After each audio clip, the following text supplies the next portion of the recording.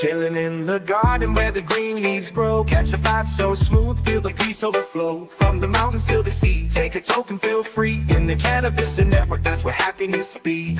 Blazing trails with friends, dancing in the twilight. Smoke rings right high under the pale moonlight. Every puff a new story, feel the world alive. In the cannabis network, let your spirit shine. Come on, join the crew where the good times flow. In the cannabis network, we all take it slow. Feel the rhythm of the beat, feel the love and glow. In the cannabis network, let your worries go.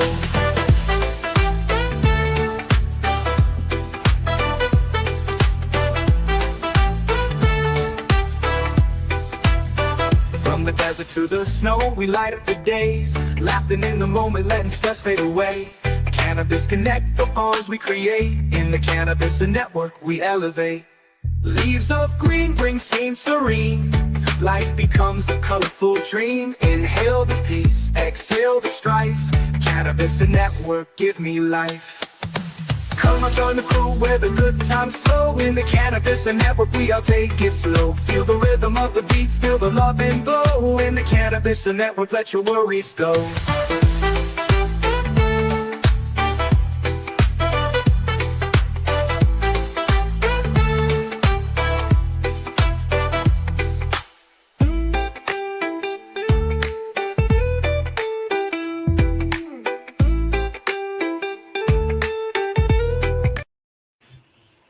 What's up, everybody? How's it going?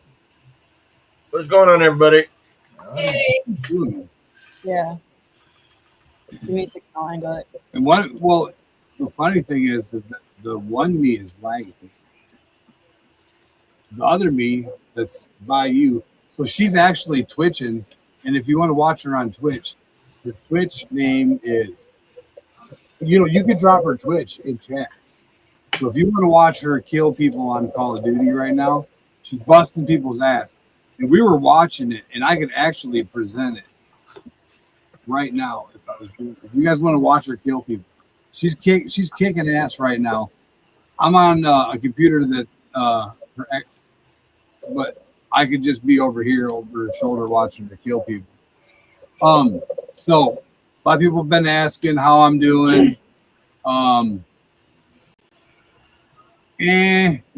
I'd say, so I take all my meds. They're at the full doubling now. Yeah. They're at the full point of doubling my medication. I'd say I'm at about, there's been a few times I got to get pushed around in a giant high chair at Walmart, and it's kind of interesting. I don't like it. I mean, I'm about 50 years old and I got to get pushed around in a high chair. It's fucking terrible. But anyway, Best of us. I like smoking weed though. But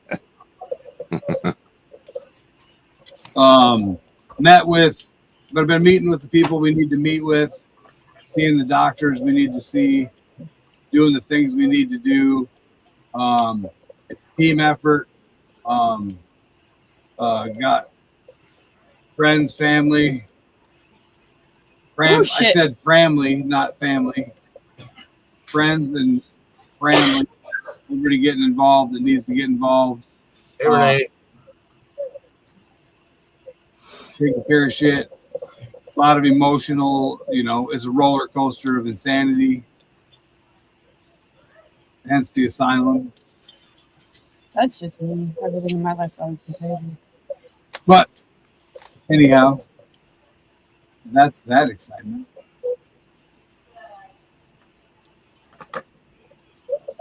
Hey, as long as you're plucking along, man, that's all that matters. I'm still lifting 1 foot at a time. Sometimes the left one drags. Well, you'll have that on them big jobs. Right?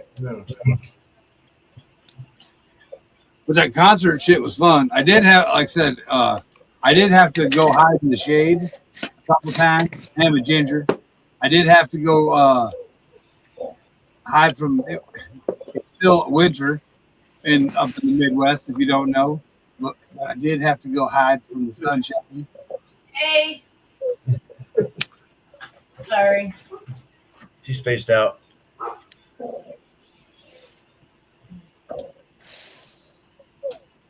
Sunshine sucks. She got off work and went to the barn.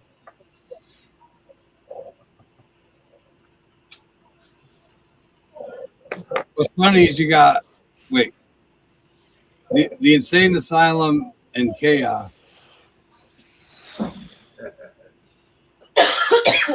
There's DB. I've been wondering.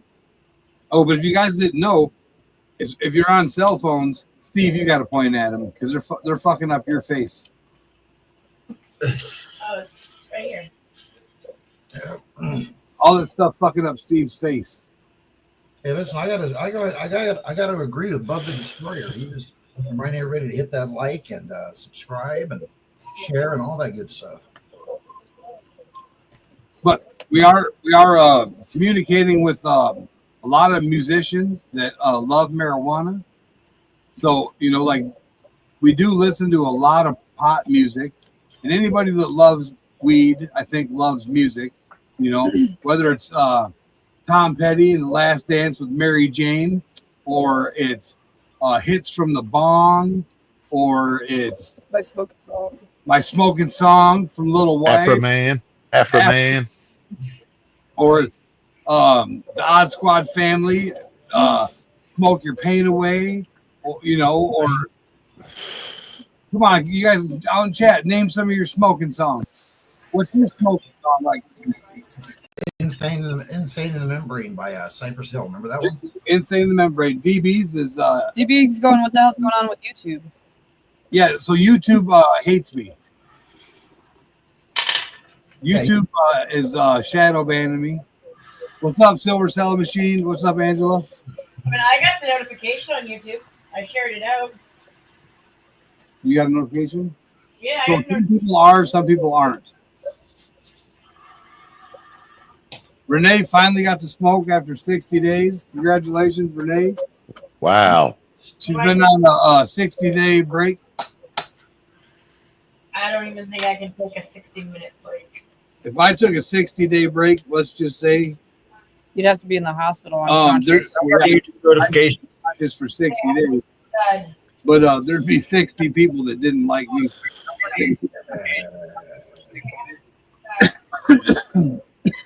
She said she's so high she can't spell.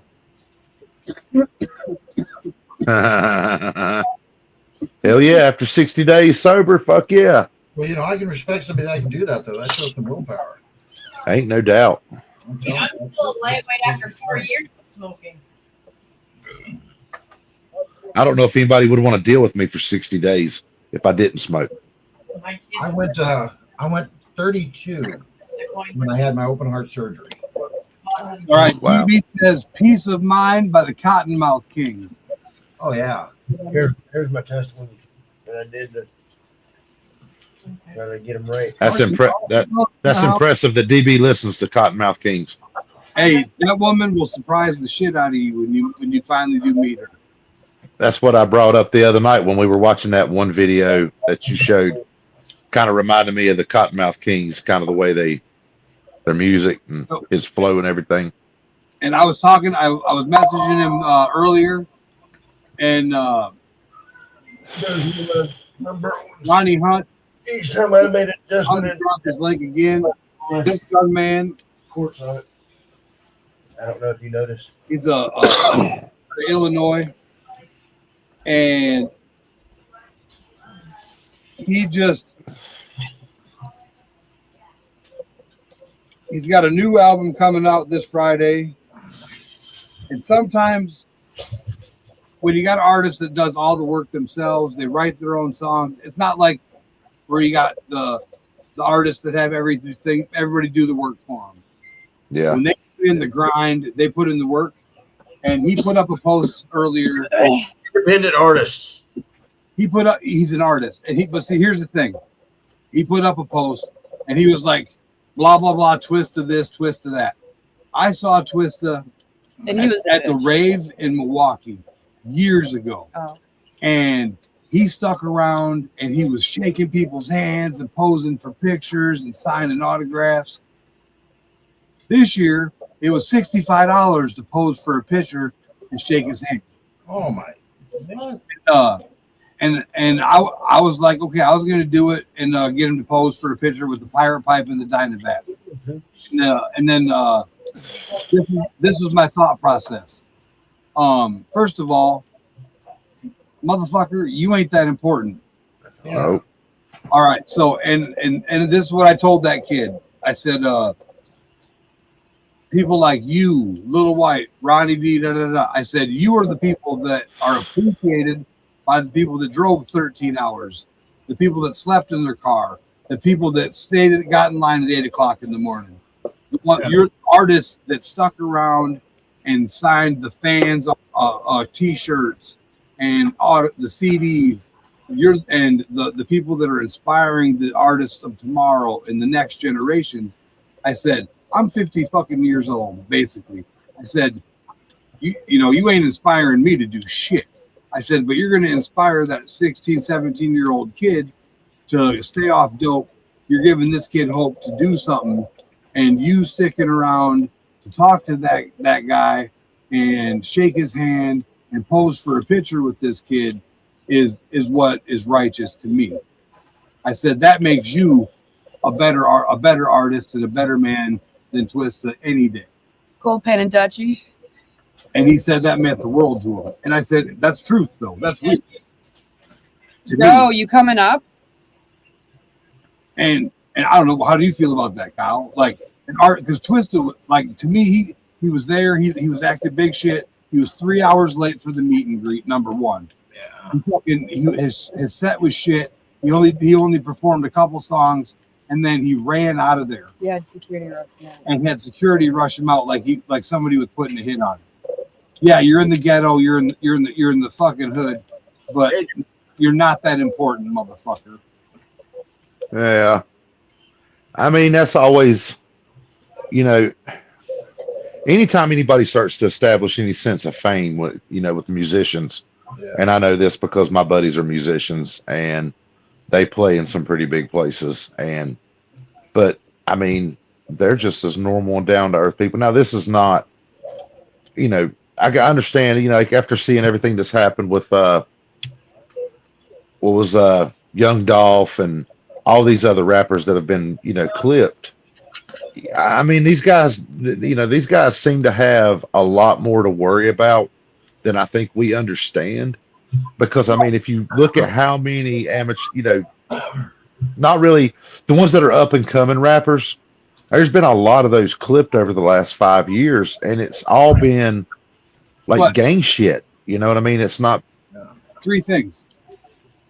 It's a secure environment. Everyone was searched going in. Hey, you still got ghost guns, and you still got 100-yard area.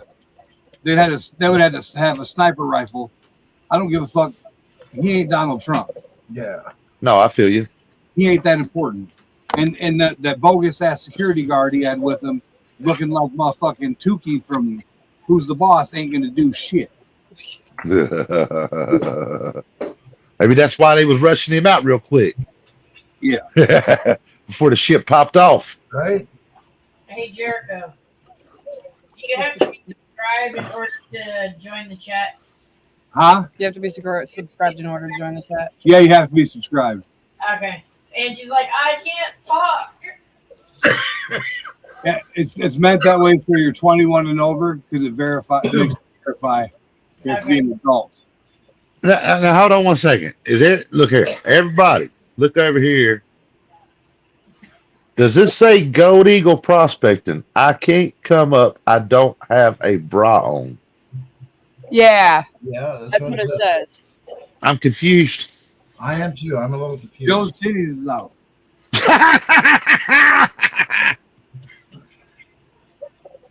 Hey, it's Joe's called titties. It's called a brand. So, I do want to say. Okay.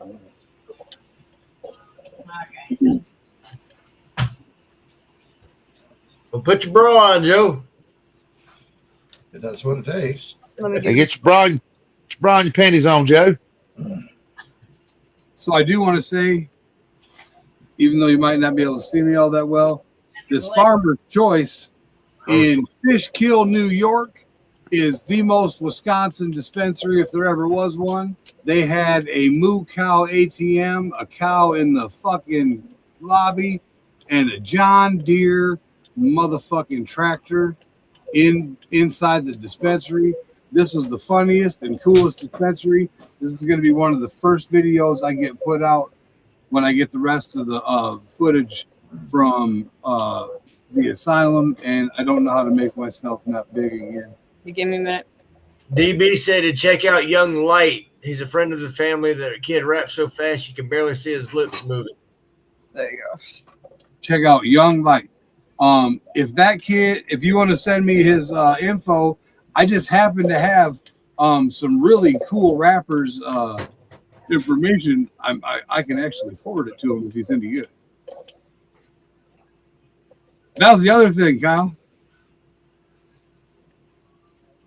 I walked up to him, and when I walked up and I was talking to Little White, I told him about some of the stuff that we do on the stream, how we are like, I don't drink anymore. I just smoke weed. I don't like pain pills. I had mentioned our friends that are veterans that are sober, and he's sober, and he told him about. I never even showed the shirt last time. Oh, Don, can you get down the shirt so we could show the? He actually donated this awesome shirt that I was going to show last time that my high asked to show. Yeah. So he donated. It's, I don't know what size it is. I guess it's an extra small shirt. I guess it'd be something that you, for those that like rap music. I don't know if you can see it because I'm lagging. Bring it It's in down. the plastic. Can't see nothing. You're kind of frozen. I see Little White. Here, we'll make her big. Oh shit! I'm blind. Do you see that? Yeah, we see it now. Okay. But yeah. Yeah, so he autographed that. And all the proceeds are going to go to the Wounded Warrior Fund. This guy in the middle up here was. Oh, there you go. I'm still frozen. You aren't now. No, I'm moving. Yeah, you're moving now. You were frozen though. You were frozen on that screen, and we could see you moving on the other screen. So it was Yeah, we see you moving better on Jessica's screen. Thing ain't eating no mushrooms, man. I'd be freaking out. Like, man, what the fuck are you doing? Wait a minute, we weren't supposed to. Which one of you are moving? Wait a minute, we weren't supposed to eat those. I mean, this is dude. This is a come as you please event. You know what I mean? Like, I'm You just want to saying, get that high? You can get that high. it would explain a lot. hey, Yeah. Did we doing worse things than that? be sad? No. Because the I have a pick and use it policy. Young Light. If I can pick and use it, LYTE. nothing wrong with it. I agree with that 100%, Cole.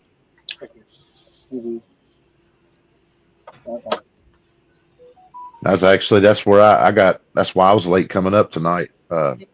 why? Oh, yeah. I had to go to a buddy of mine's, and he actually puts on a pretty big festival here in North Carolina, and he's building a barn dominium, Oh wow. which is like a shop that's basically done like a house on the inside. Yeah, I got a buddy who's built one of those. Yeah, Yeah. so he built him a shop / barn dominium. Yeah. Is he I had to go there African or white? Went up there and helped him out a little bit. He's finishing up now, so I went up and helped him out where he needed an extra set of hands, and Yeah. we were actually talking about that because they're in the process of putting together another festival for here in North Carolina. Yeah. The one we did for many years, it was a really wild time. I think we're going to do something a little not so wild and a little more. I think they're going to do something a little bigger now. Yeah.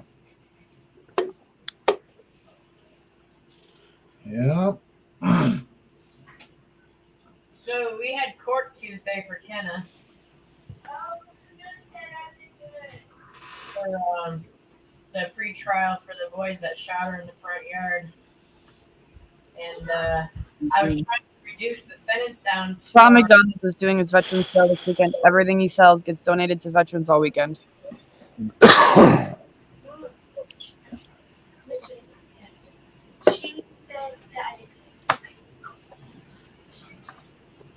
You're muted. Yeah, another good veterans program to give to is the Fisher House. It's a Fisher House. yeah, it's a hospital for veterans, and it's not just a hospital, but it puts up their families, so the family can be close by. It's a long-term care facility for wounded veterans, combat wounded veterans, who are adjusting to life without legs and limbs, and very severe trauma, combat trauma. Yeah. And like I said, they put the families up, and so it's a family event. Their rehabilitation, I give to them as well. But that Wounded Warrior Project, there's several times I've seen them take people fishing and hunting. Yeah.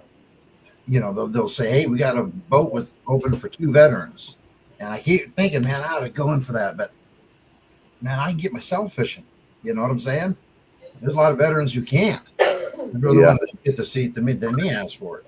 So I just haven't been able to do it yet, because I can there's still spots on the river I can get to. Yeah. Yeah, I agree with you. God bless our veterans. That's my buddy's place I just left. He's on the river, and you got a 4-wheeler's path that takes you all the way down through the ravine and down to the low spots where the river's at. Wow. And you know what I mean? It's a pretty nice little spot. Yeah. But it's part of it's part of the creeks and rivers that when Helene hit here, it's one of the ones that was flooded out. And luckily he's way up on the top of the ridge where his land starts. So he's, nowhere near danger on that one, but you can still see where the water was up and where washed stuff away on the sides and everything. It was pretty, it done a lot of damage, and like hell, I don't know, about 4 years ago, we had some really bad storms up here before Helene hit, like 4 years ago. And a lot of the bridges up here, up towards Hidnight, where all the emerald mines are, got washed away. And that's where we had a chicken house that we used. It was a 50-foot by 500-foot chicken house. And that's what we had to dry and cure our 5 acres of hemp that we did. Yeah. And the roads, actually, that storm happened when our stuff was up there, and we were going up there to check everything out, and all the bridges were all washed out. Oh, no. And he ended up buying land off of this road right there by one of the bridges, by the old chicken houses that we used back then. Yeah. And it's an all new bridge and everything. But I remember that day we went through there, and that bridge was washed away. We had to go find an alternate route to go around to get to the chicken house that day. Yeah, I was watching. Sunday was the 45th anniversary of Mount St. Helens eruption here in Washington State, and I was actually in the area close enough to the mountain that we had to be rescued. We were stuck for 3 days. When the mountain blew up, we lived our mail went to a P.O. box in a town called Randall, but we lived way out of Randall towards the mountain. And when it blew, Hey, Joey Got his bra on. yeah, put them titties up, Joe. Hey, what's that? I wanted to show you this. This is from. I got to clean it up a little bit though. Hold on. It's nothing dirty. Don't get excited, all you perverts out there. Oh, you the one talking about your titties was out earlier. I didn't say nothing about my titties being out. I just said I didn't. Joe, have you a said you was bra. flopping. Well, my man boobs were. My man boobs. Oh, look at that. Oh, look at you. Can you read it? Yeah.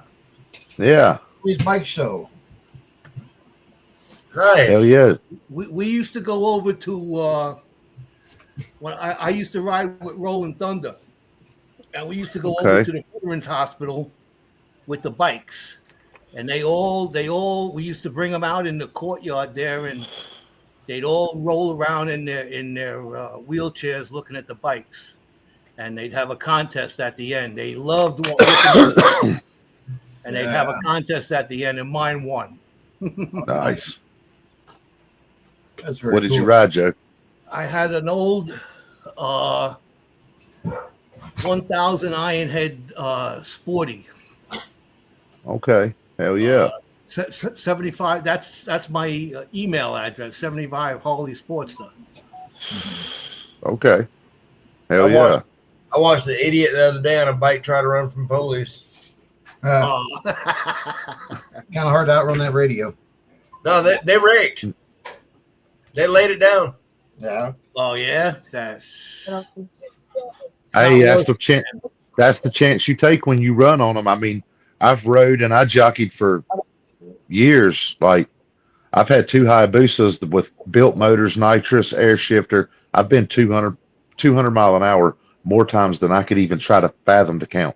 no. And I'm gonna tell you right now, I didn't pull over for the police for 3 years, and the judge told me in front of the entire courtroom that I had successfully eluded every law enforcement agent in my county and every county within 100 miles for 3 years, and that I should consider myself fortunate that I was alive, that I had a license, and that I wasn't in jail. Man, going So- fast on a motorcycle, going fast in a car is one thing. Going fast on a motorcycle is another thing, man. Until that fly gets in your helmet and you think it's a bee, and you're on I-5 on the interstate, and you're trying to hold your shit together, knowing that bee is about to sting you. So you're pulling off the side of the freeway before you get stung or you die. Yeah, that's cool. Hey, look here. Them Hayabusas, Cole, is not like riding any other motorcycle. I couldn't imagine. Period. It is it's a heavier bike. So there's no wind manipulation. I mean, I've been just under 205, and I mean, it's just like being on a jet ski on a smooth morning, running a clock, like driving on glass. Like, there's no shake, there's no head shake, there's no nothing. Like, it is literally like being shot out of the end of a bullet. I mean, out of a gun, like a bullet. Yeah. It's one of the a Hayabusa.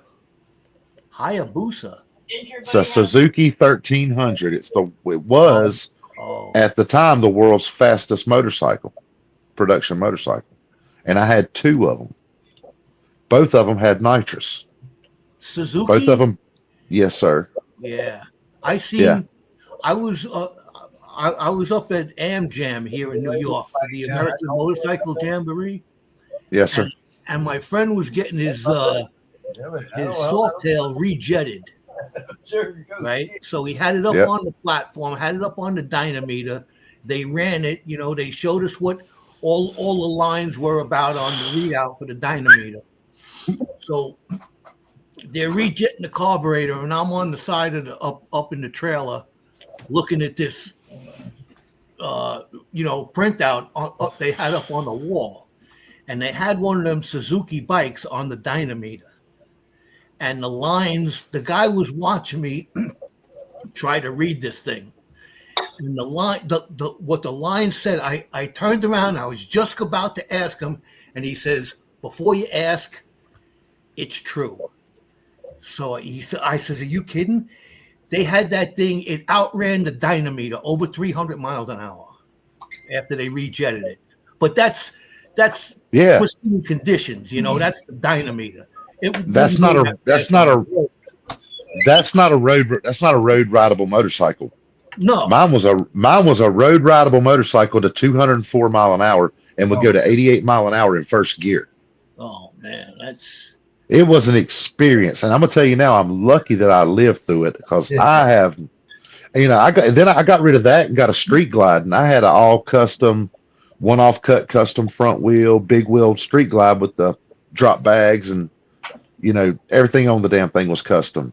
And I rode that thing like an absolute, terror too. And I don't know how to ride anything with 2 wheels or even 4 wheels without giving it the shit. You know what I mean? I don't. I had that old Sportster, and that thing would shake it. It would. I've had it up to 80, 90, but nothing after that. I blew my rear cylinder 80 miles an hour on the Jersey Turnpike. Oh boy! And that bike had a 6-over front end too. Yeah. So it was hard to handle to begin with. Hell yeah. Yeah. Hey guys. So ex Ninja Beard there That happens to be my kid, my son. They don't handle this stuff. Nice. I'm gonna do a dab real quick for my son. Too, but it's the one He's hanging out with us. Yeah, my street glide, Joe, I got that up to about 130. About 130 was the fastest I could ever get that street glide. I was maxed out. And that thing, you could feel it kind of, you know what I mean? Because it's just a Harley. It's not made to go fast. You know what I mean? So they don't handle good. I got that thing up like that one time. I was like, yeah, I'm good on that. I'll drop her off right there about an 85, 90. She just glides. I was riding down the highway doing about 80, coming back from an event, and they had these like Suzukis or Yamahas or whatever, and they had the full dress leathers, and I was in the left hand lane, and I was passing a car in the middle lane, and 3 of these bikes came between me and the car, and I'm doing 80, and they went no, just past me like I was standing still. Yep. I didn't even know they were coming. I didn't even know they were coming until I seen them pass. My bike had what's called a pass light, Joe, and it was a switch on the handlebars, and you hit it, and it makes the high beam and low beam strobe back and forth. So I could get on the interstate and set that motherfucker on 200 and just hit that light and just sit there and tap it. And I'm talking everything would just move over. Like I said, man, I'm lucky I'm here. You know what I mean? Like, and I won't do it anymore. Like, I have a buddy, one of my best buddies wants to buy and build another race bike, but the only way he'll do it is if I race it, because I'm the only one he trusts to race his shit. But I won't do it anymore. So, since I had a kid, done. I got a friend of mine. He's a year older than me, and you guys know how old I am, and he's still riding. Still riding. Hell yeah! And he rides them zip bikes, man. He gets on the New York State Thruway and takes off, man. He's gone. Man, there's nothing like it. There's nothing like it. Well, I'm telling you now. Get on that damn interstate, put that sumbitch on 200 with your radio playing wide ass open inside your helmet. There's no feeling to match that right there. Closest thing the only thing that's topped that was having my son. That was the only, experiencing the birth of my son was the only thing that ever topped that feeling with me. But I'm an adrenaline junkie. My first car at 16 had nitrous on it. I mean, my very first car, we had to take the bottle out and hide the hose, or my dad wouldn't have paid for it and bought it for me. I'm content. I'm content just getting on there and riding. I don't have the speed doesn't entice me. It's just being out there riding. I used to I'd have my arms up, like I'd have to drop them every once in a while, get the blood back in the hand. Yeah. But we went down to Washington. I went down to Washington on that thing twice with Rolling Thunder, and each time it broke down, man. It broke down every time.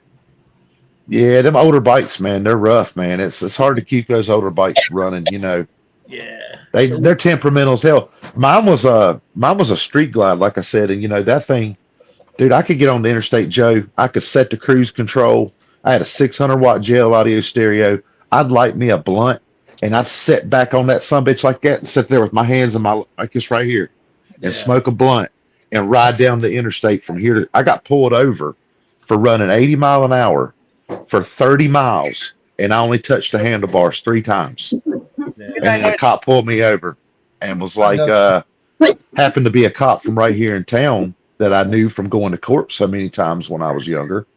He was the bailer. And he was like, I seen who it was when I ran the tag, and I knew it was you. So I just wanted to pull you over. You need to slow down a little bit, and I need you to touch the handlebars more than 3 times in a 30 miles and changing lanes at 80 mile an hour. I just, just sit there and lean that big motherfucker over, and she just changed right over pretty as pie. You know what I mean? And he's like, I ain't gonna say nothing about what I smelled burning behind as I was riding behind. He said, but you've been in court enough times for me to know what that probably was. He was a cool old dude, man. I always talked to him up there at the courthouse. He was a really cool cop. Yeah. Just old sheriff's deputy, you know what I mean? He was just biding his time till retirement. I But a damn good. got pulled over one time. I was riding. We went up that time to AmJam. Now, this is the American Motorcycle Jamboree, upstate New York. Yeah. And I went up there. My friend had a Sportster. My other friend, he had the Softail that was getting jetted. That was when he was getting it jetted. Yeah. But and I was riding a V45 Magna, 6-speed Honda. It was a nice bike, and shaft drive and everything like that. But I was up there at AmJam, the American Motorcycle Jamboree, with a Japanese bike, you know. So I just left it there, and I said, if it's there when I come back, I'll ride home. If it's not, I'm gonna have to ride bitch on the way home, you know. But it was there. And when we left, my friend who got the bike jetted, he wanted to open it up, you know. So he opened it up. Him and his brother, they took off, and I'm doing 80 at 1 o'clock in the morning somewhere, and the cops come up. One cop pulls me over, the other one goes after my friends up there. He pulls me over, I get off the bike. He asks me for my papers. He looks at me, looks at the bike, looks at the registration, looks at me, looks at the registration, looks at the bike, looks at me, looks at the bike. Then he says, "You just come from AmJam?" I says, "Yeah." He looks at the registration, looks at the bike, looks at me. And he said, "This is a state trooper." He says, "This is a fucking Honda. You went to AmJam on a fucking Honda?" Hey, motherfucker, you was riding. I said, "Yes, officer, I did." He says, "Your friends are going to be caught down there. You get your ass back on this bike and get out of here." Before you know, he was fit to be tied to begin with, you know. Yeah. Hey, I'm telling you what, if you're riding, man, everybody that rides, whether you ride the same kind of bikes, we're all riders. You know, we all take a chance every time we leave on not making it home. You know, it don't take but a few times. You know, the whole thing, Hell's Angels was up there and everything like that. I think I was the only Honda that was up. That's what happened. When I had my Hayabusas before I got my Harley, I rode with guys in Harley clubs. You know what I mean? Like, just riders. You know what I mean? I hear you. My dad was an old Harley rider, so I came up around, you know, proverbial old dirty Harley guys, man. You know what I mean? Them old crusty bastards that drank and cussed and good fucking times. You know what I mean? Like, a lot of people think because I wear a collared shirt a lot of times that I'm probably, you know, I haven't seen as much, but I promise you I've ran with more different groups of people. I've rode with all black bike clubs where I was literally the only white boy in a 400 group person. I mean, I've literally been the grain of salt and a pepper shaker and had the best time in my life hanging out with them. You know what I mean? Yeah, I hear you, man. I hear you. You know, good people's good people. It don't make a shit what color you are or what your background is or how much you got or what you're worth. Amen, Kyle. The best thing I ever went to, we went when we used to go down there to AmJam. I was in the Pentagon parking lot with over 300,000 motorcycles, you know, and you see those, you know, a lot of them are veterans down there, and to, you know, to talk to them and hear the stories, and you know, that was one of the best times I've ever had on a bike. Going down to the, you know, it was this weekend too. It's this weekend. I tell people that's one of the things now. Like, I miss a lot of the old bikers, man. They're gone. You know what I mean? Like, and I was fortunate enough to be around some of those and get to hear a lot of the stories, you know, from a whole different way of life that, you know, that we don't understand, you know, at this point now. You know, I can't imagine guys I knew a guy that had run every major highway or every major interstate from the East Coast to the West Coast, north, south, all on an old ass shovel head. Like, I mean, you could tell by the way he walked, he wasn't lying. You know what I mean? Like he had been everywhere. No ear pop, no earbuds, no music, just him on a motorcycle with a set of pipes screaming. Yeah. Hundreds of thousands of miles. And it was just mind blowing to hear. Like I never had a motorcycle that I didn't have. I've had a way of listening to music since I mean, like when we first started riding in the 90s, yeah, there was no music on a motorcycle. I never had a bike with music on it. Yeah, You didn't have bike. There's nothing like that. You want to talk about getting you in trouble. Now that's probably had more to do with how I drove than anything on a motorcycle. Cause I mean, I'm just a pretty intense, wiry, the level. hard to control myself kind of person. I remember seeing this this guy, him and his wife. Him and his wife had to be up in their 70s. You know. And this was an old ass Harley he had, and he had, you know, he did the work himself, but he put an 8-track player on it. Hell yeah! And he used to run with 8-track. Him and his wife, and she's a little old lady on the back. And they had an 8-track player on that Harley, man. Hell yeah, that's the way to do it, man. Well, you know, back in the day, the old Honda Goldwings, they were the first. I think those were the first bikes that had a radio on them. Yeah, yeah. You know, and those come out that came out in the 80s. So, you know, there's nothing like it though, man. You just turn your tunes on, man, and just cruise. You know what I mean? Get on the interstate and just let it rip. Yeah. Or like you like to do, sit back and just chill. However you ride, you know. Yeah. I'm not real good at that. Yeah. The way I thought about it was if nobody can catch me, nobody can hit me. You know, my father, bless memory, he liked Cadillacs. Collected Cadillacs. He liked Cadillacs. I'm a Cadillac man. Eldorado or Fleetwood Bromes. Fleetwood Brome. Yeah. The big with the 500 engine. You know. Oh hell yeah.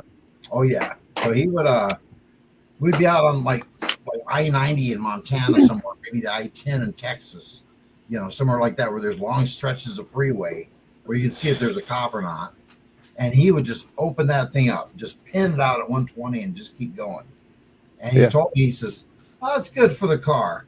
You got to blow it out of it now and again." Damn right. Well, every old timer I know, that's what they always said when they got on the interstate. Yeah. He argued a ticket one time on Interstate 5 because they sold it to us as an interstate freeway going from Canada to Mexico with a speed limit of 70 miles an hour. So everybody voted for it and said, yeah, that's a great idea. Then what's the next thing they did? They lowered the speed limit to 55. Well, that's not assholes. Exactly. Well, my father's Cadillac was made during the period when it was still you're cruising at 70. So it was tuned to cruise at 70 miles an hour. So he got a ticket for going 70 in a 55, and he fought it in court. He didn't win because his argument was, "Hey man, when I signed up for this interstate, it was 70 miles an hour. My car's adjusted to that speed." But they wouldn't give him any leeway on that argument. Hey, you got to give him a lot of props for trying. You know. Well, yeah, he had to try. Yeah, hell yeah. I remember when I was a kid, my father, I don't know, I forget what kind of car it was, but he had this car. It had push button, you know, neutral drive.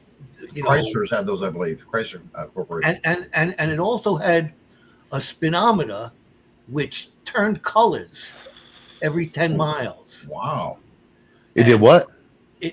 The speedometer, there was a little gauge on the speedometer that turned colors every 10 miles. Huh. Oh. You know, so like if you're going 20, it's blue. If you're going 30, it's orange, you know. Yeah. And then I remember when you'd have to get it up to 60 in order to turn red. Hell yeah. and me and my brother, we going over the bridge or something like that. Make it go red. Make it go red. My mother in the passenger. No, Bill, no, don't do it. I know what I'd have been doing if I'd have had something like that when I was young. Oh yeah, I want to see what color's after red. Right? Hey, I told people for years Jesus has a soft spot for idiots, and I know because there's no other excuse for me still being here for all of the stupid shit that I've done as a younger person. If you're gonna be dumb, you gotta be tough. You damn Skippy. I got the cracks on the helmets to prove it too. My brother always told me, I didn't ride that much. I had I don't ever own one motorcycle, a little one-liner for Kawasaki. But it was fun to ride though, still, But at any rate, my brother always told me to dress for the slide, not the ride. That's the damn truth. It's not a question of if, it's just when. No. And Yeah. I rode for 12 years before I had my first accident on a street bike. Yeah. So can you imagine how special I thought I was? Right. To go 12 years racing, illegal street racing, everything for years and years and years. Yeah, I never did anything like that, but I did let my rear end get out from underneath me one time, and I laid it down, and I wasn't wearing any leather pants or a jacket or anything, and I got a nice road rash out of the deal. And oh yeah, I got lucky when I wrecked mine. I wrecked it about 50 mile an hour. Yeah. And it was in the wintertime, so I literally looked like the kid from the Christmas Story that couldn't put his arms down.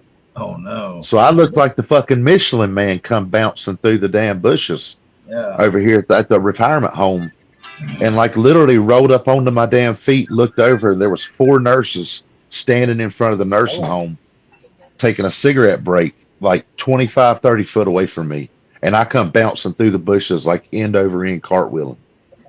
Oh man. Yeah, I got really lucky, but I've never been slammed so hard in my entire life.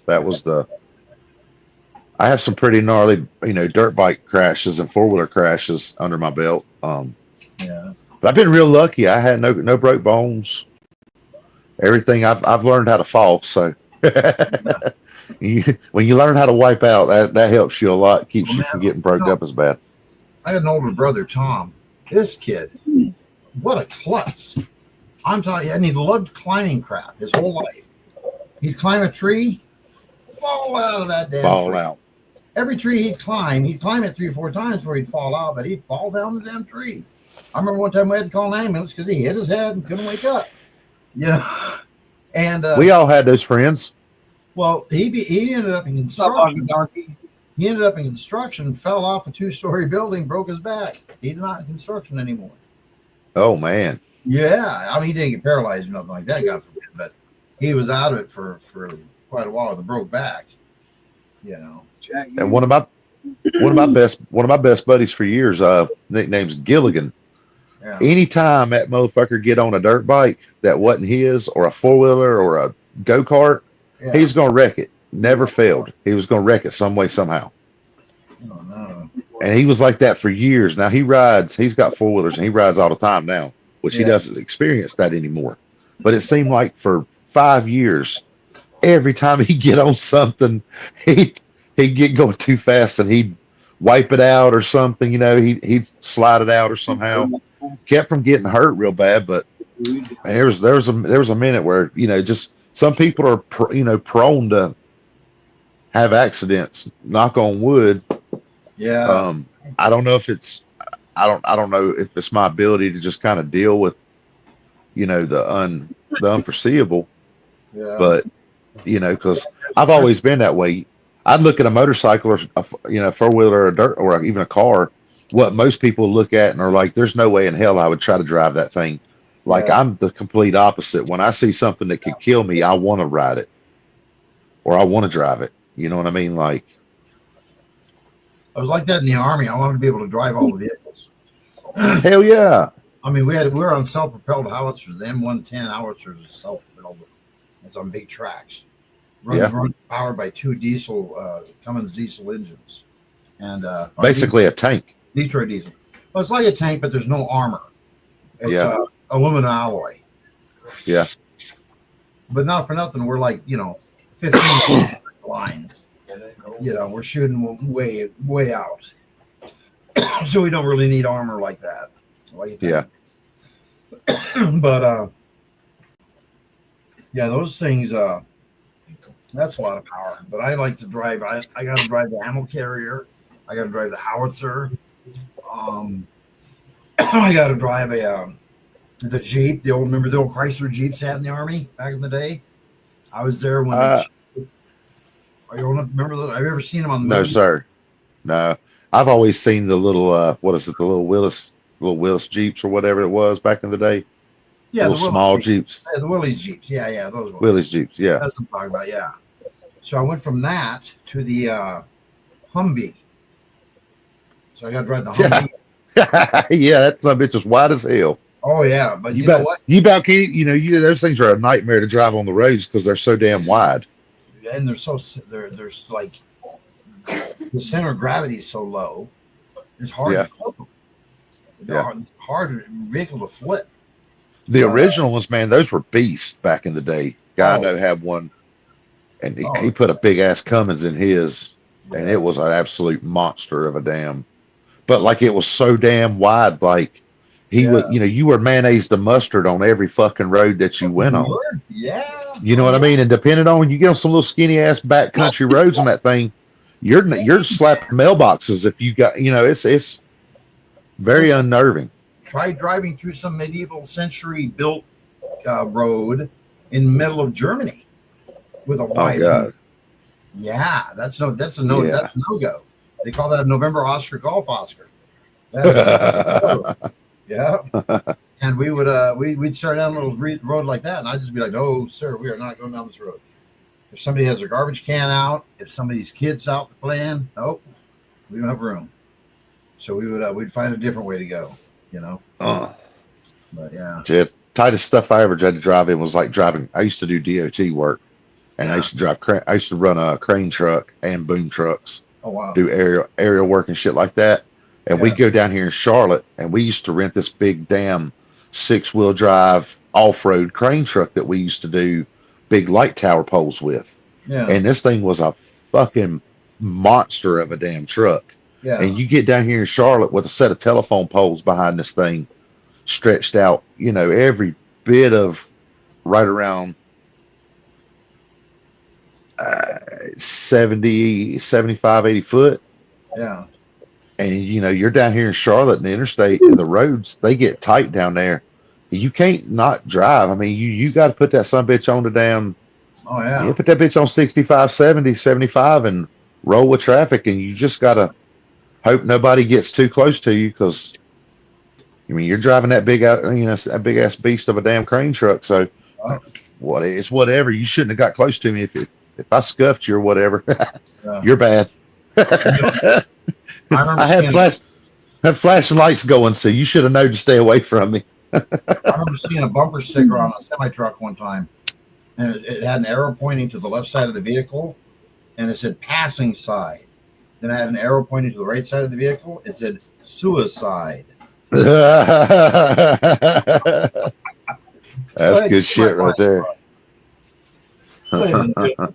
Peter going on? Hello, Peter. Hello.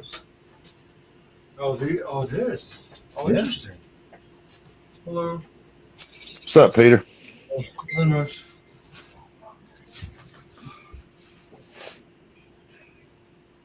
Oh.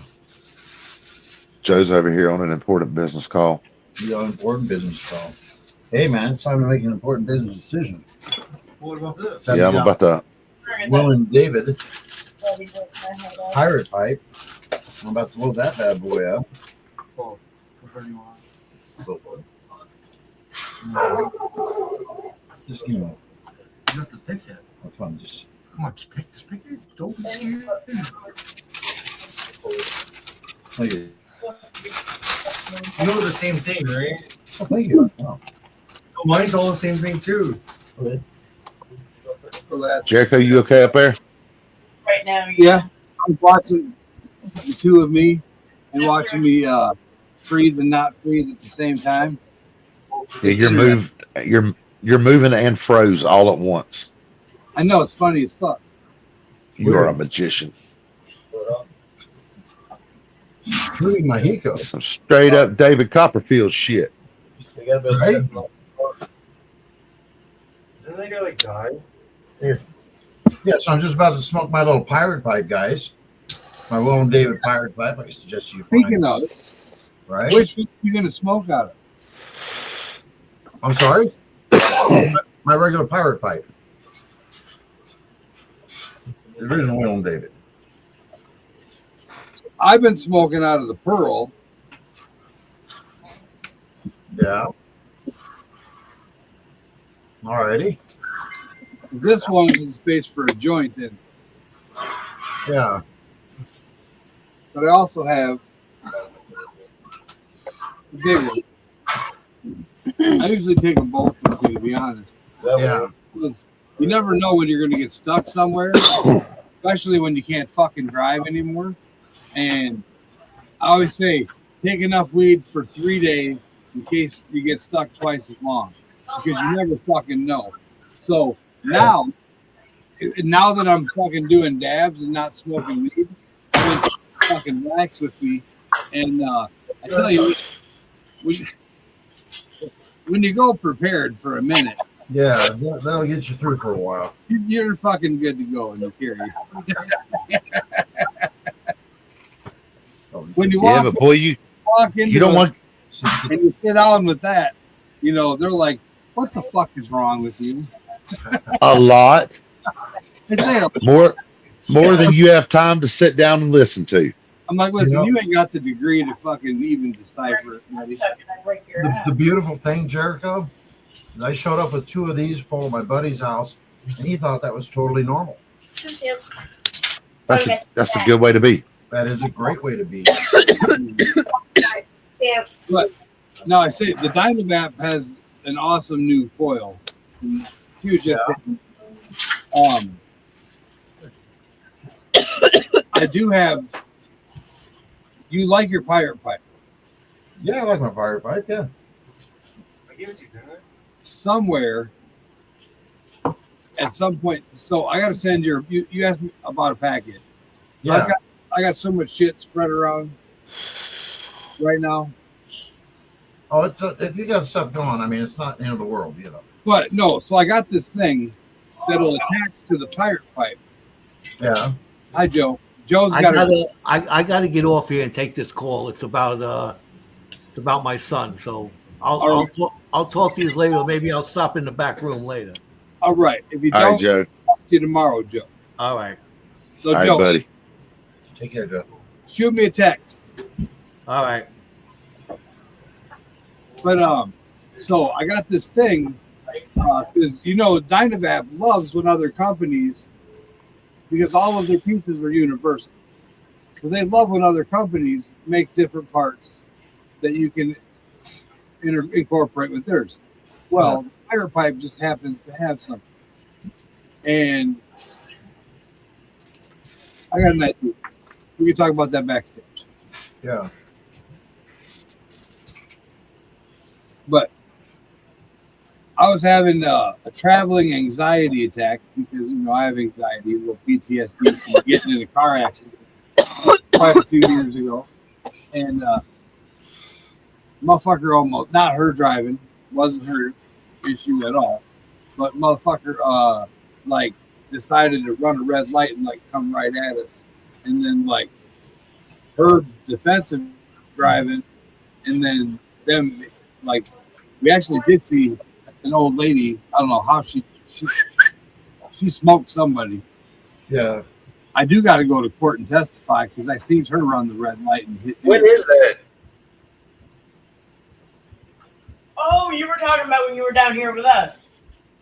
No, but no, this is where the fuck were we? This is. I don't know. You switched from talking about me to the accident that happened. Listen, when we were- ADHD is fun, and I'm baked. But so I took some rocks, some snow caps, and some keef, and I ground it all up in this Revelry Supply hemp.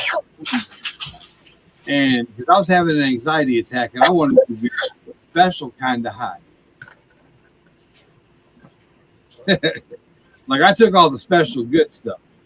Yeah. And then I mixed. So when you get the sugar wax, like the dabs that's dry. It's all dry powdery. Dry powder. That's right. Yeah. So I took a whole motherfucking one of these here.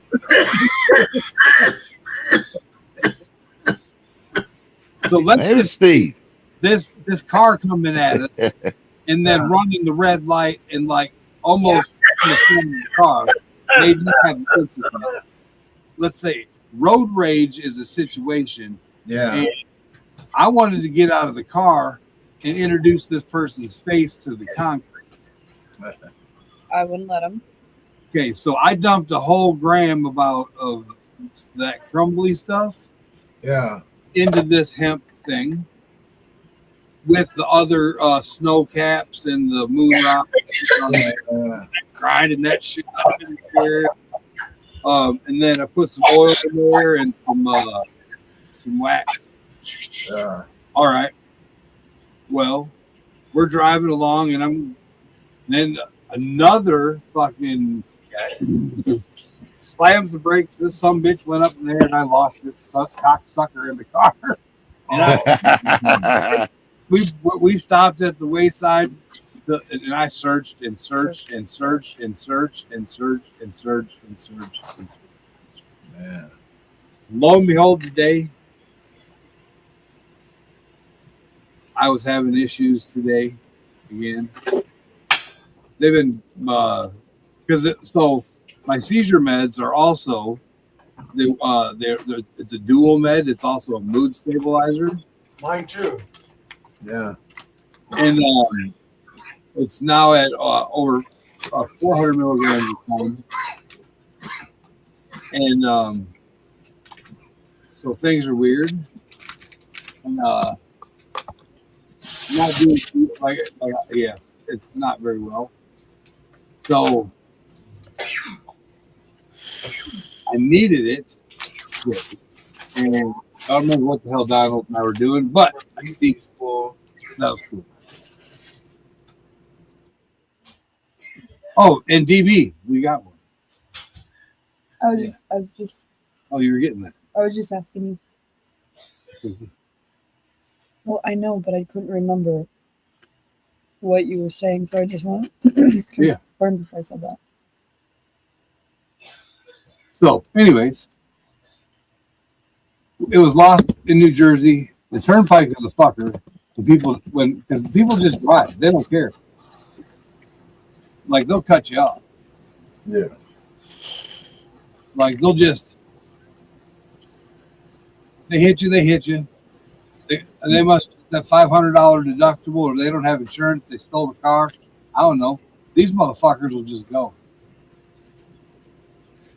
Like, or they think you'll just stop. I don't know. But I tell you what, it's like, it makes me wonder, like, don't they know you'll get out the car? No, they don't know. That's why they do it. They hadn't had nobody check them out the window of their car, right, and beat the shit out of them on the fucking side of the road in front of everybody and Jesus, which is what they fucking need. We were stopped. There was a thing, like you don't understand. For 7 minutes, we were stopped. They were next to us, like 2 cars ahead. I'm telling you, if she'd have let me get out the car, I'd have whooped this motherfucker's ass for 7 minutes straight. They'd have had to come to Jesus meeting. They'd have been like,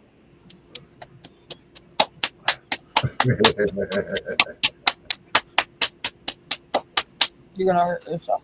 I'm like, seriously, this motherfucker. But he wasn't just us, because I seen him coming and doing it to other people. Like, they was rubbing. It was like they was Kyle Petty and fucking Dale Earnhardt just being like going around the corner. Like, Rubbin's racing, motherfucker. Damn. Sorry. No, it's okay. Yeah, you just got to worry about motherfuckers with guns, though. You know. scared. I've been shot before.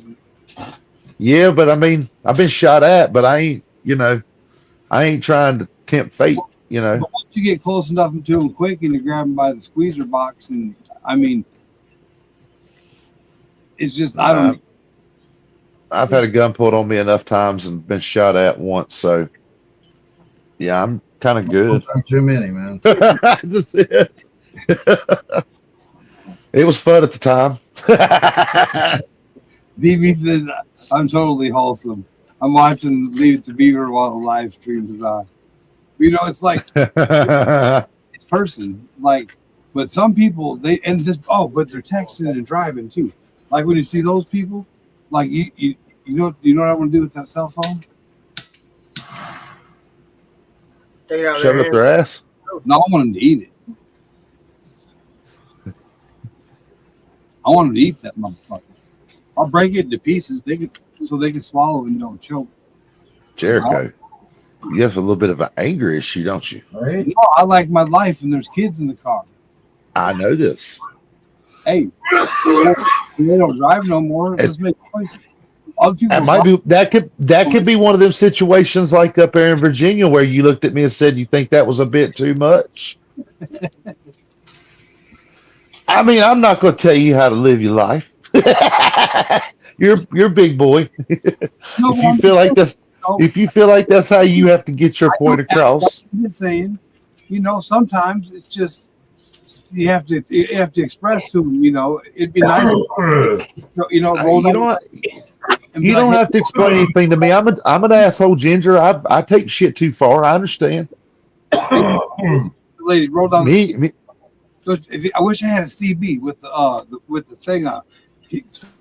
Please buy me one of those things so I can mount it on the thing and be like, hey, yo, put that cell phone down. You're gonna shoot that motherfucker at the next stoplight.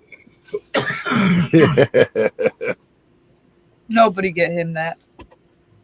Nobody get him. Now he needs the little screen that goes up along the top of the window that They you can sell them on program. YouTube. Yeah, what you program and what you want them to say to that motherfucker. Yeah. They also sell them on hats. If you buy me a hat, it'll sit, and you can get it, and I can put it on my phone, and it'll say, "Put that phone down, or you're going to eat that motherfucker." The next stop, that would be so cool. Just pull up beside him, looking over at him with that shit going across your hat. Yep. Look at him like you're gonna kill him. Give him that 1,000-yard stare. Hey, trust me, I can't say that I haven't never acted out in ways that I later regretted. I mean, 'Cause I have. I have too.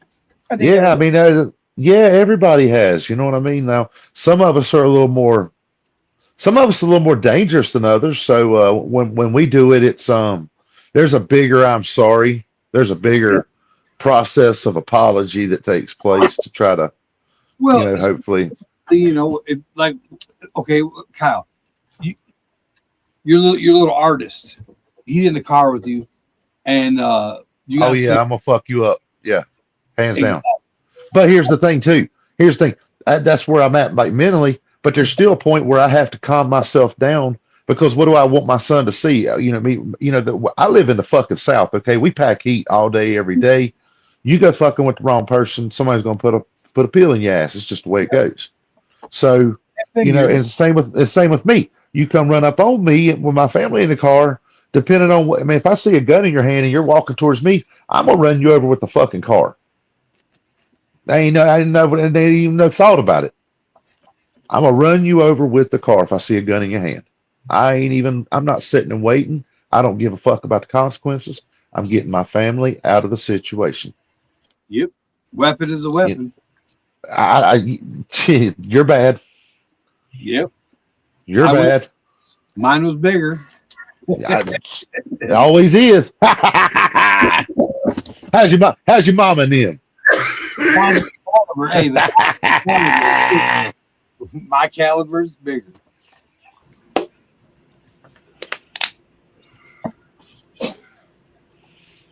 I tell somebody in a minute, I pack more heat than hell. You best go find somebody else to fuck with.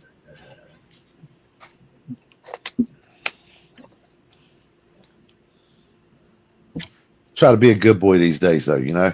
Oh yeah, me too. You know, and that's the thing.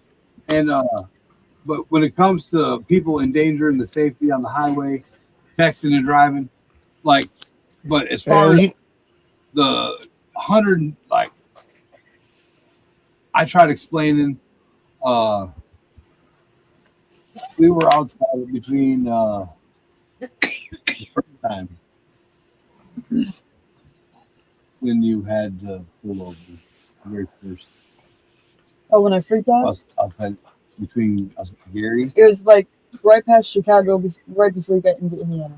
Yeah, so we were somewhere outside of Gary. And she's like, no, I'm good. Yeah, but now you got to tell me how good of a driver I am. Though. And she's like, this is the very first time she drove like with me. She's like, nah. Jessica, when you were in the bathroom, Jericho said you couldn't drive a nail in the mud. Mm-hmm. Oh. How about we go back to West Virginia and I go around my fucking corners at like, and then you can hold on. Yeah, he said you were a good damn driver. And now she was well, you guys seen it, you know. We were live. She did great.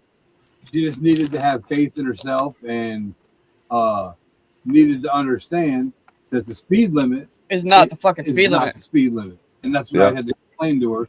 I'm like, when I was going down the Indianapolis 500, I was that's going. what I told her. I said, I was going 80 miles a motherfucking hour, and the speed limit was 65. And this motherfucking cop comes around me and goes, "Whoop," and I'm like, "What the fuck?" and the speed limit was 45. No, Just remember, when in doubt, gas it out. All right. That's that. Don't let out of it. Don't go in shot. When in doubt, gas that motherfucker out. Motherfucker out. If you're gonna get That's a ticket, right. you're gonna get a ticket. You gonna be a bear, be a damn grizzly. Right. Give them something worth writing up, damn it. go home. That's right.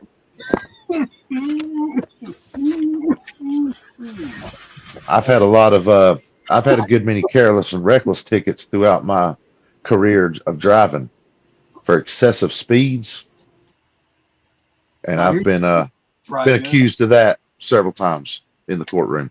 Hey, Aqua Donkey. Good night, Aqua Donkey. I have never, knock on wood, only thing I got here in wood is this Dynavat thing.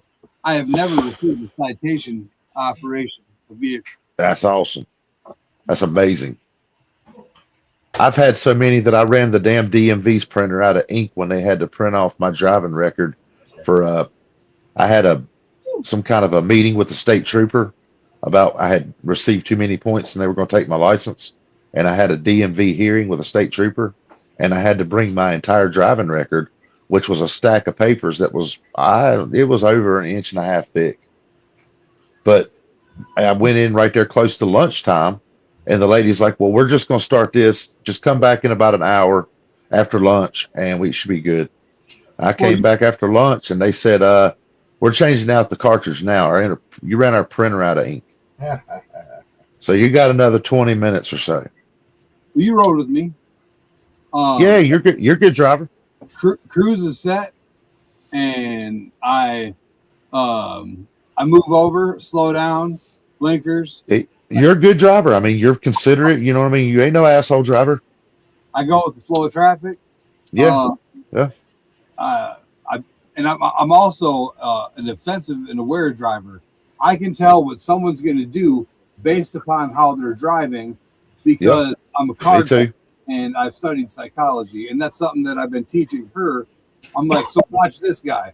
You see how this guy gets off here off the off ramp and how he's going really fucking fast. Now watch he has his doesn't have a blinker on, but now I said now watch how he's going to shoot across these 3 lanes with no blinker on, and that's how these motherfuckers are.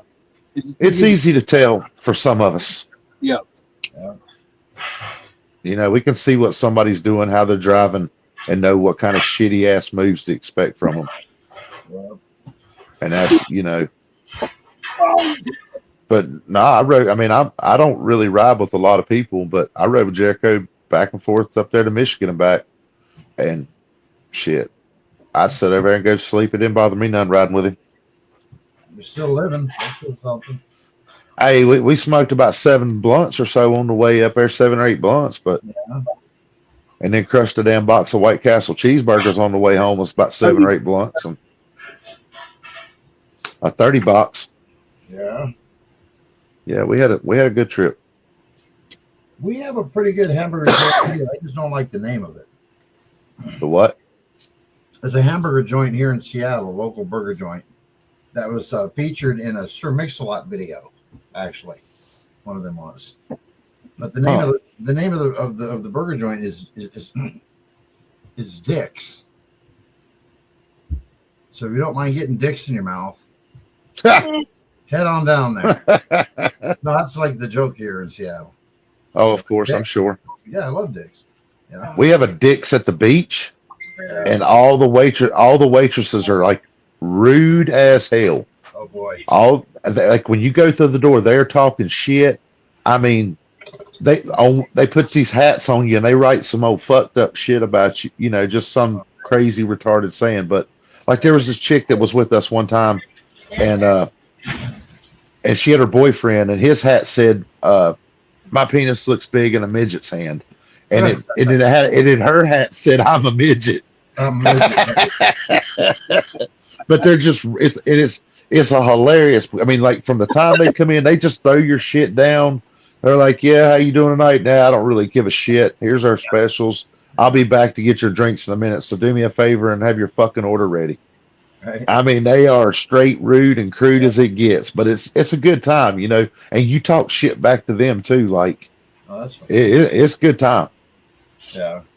Especially when old people go in there, because you know they're not prepared for that shit. No, They're no. used to everybody being courteous and everything, and this person comes out of the hole firing. Right.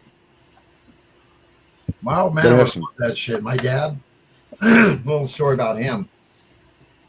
He would he'd do stuff like we'd be standing in line at the grocery store, and I'd be, he'd be behind me, I'd be in front of him, whatever, and he would start shitting line with me. Don't eat my hair. Like he'd say, "Hey, you young punk, would you hurry up? People are trying to get the groceries, for Christ's sakes." And I'd look back at him and shoot right back. I'd say, "Listen here, you old fuck, I'll knock you out right now." "What the hell? That's with my cane, you young." And if we went, boy, those cashiers would get all kinds of upset. Oh, those yeah. cashiers are, "Oh, gentlemen, now you calm down." Oh, goodness. Yeah, But we I'm only pretty did bad. that for so long before we let them know. Oh, we're just touching. I'm pretty bad to do that to my buddies in the lines in the stores and shit. Like buddies, I got a couple buddies and my brother. They'll be up there, a couple spots up, and I'll be like, "Man, come on, man. You know, the whole rest of the world's got shit to do too." And you'll always see the cashier's face like, "Oh shit, Oh, shit. here we go, getting ready to have some crazy bastard back here that's just going off for no reason." Yeah. And I start talking shit to him. They start talking shit back to me. Oh, yeah, that's good times. You know what I mean? There's nothing like getting everybody else good and tense on your own behalf. You know? Get them all riled up. Hell yeah. Yeah. I used to work with a guy at Freightliner. He was an old military, just this old military cat, and he was that old, gunny sergeant, like to cuss you. You know what I mean? Like, but he wanted you to cuss it. He wanted you to cuss him back. Yeah. You know what I mean? He wanted somebody that he could fucking argue with a little bit. That wasn't just going to take off and run to the office. So he'd come over there and say something all fucked up, and I tell him he better go back over there to Fantasyland, where the fuck his old ass is safe, before he ends up with a broke motherfucking hip. Yeah. And that motherfucker, he'd just start dying laughing. You know what I mean? Like, I tell you, motherfucker, I'm gonna break your old ass hip, motherfucker, if you don't go back where the fuck you came from. Right. And he just, "Oh, you ain't gonna do shit. If I was 20 years younger, I'd kick your ass." Well, you ain't. So go stay in Fantasyland where it's safe, motherfucker. Right. But he just liked that whole. I mean, it was every day too. It was like he'd come through just to say something fucked up, so we'd cuss him. And it was like me and like 3, 4 others, and we'd let him have it. He'd be ever telling all of us. In my day, I'd kick all 4 or 5 of your asses at the same time. Yep. And, you know, he was hell on wheels, man, but he was the funnest guy I ever worked for. And I built trucks at Freightliner for about 6 years. So, Yeah. and that's where he worked at. I mean, he was a supervisor out there. He always got in trouble for going out there and working on the line, and he wasn't supposed to do that. Oh yeah. But he was just an old, you know, he was an old hands-on kind of fella. Like there wasn't no him not going to work. He's going to go over there and put his hands on shit. That's the way it is.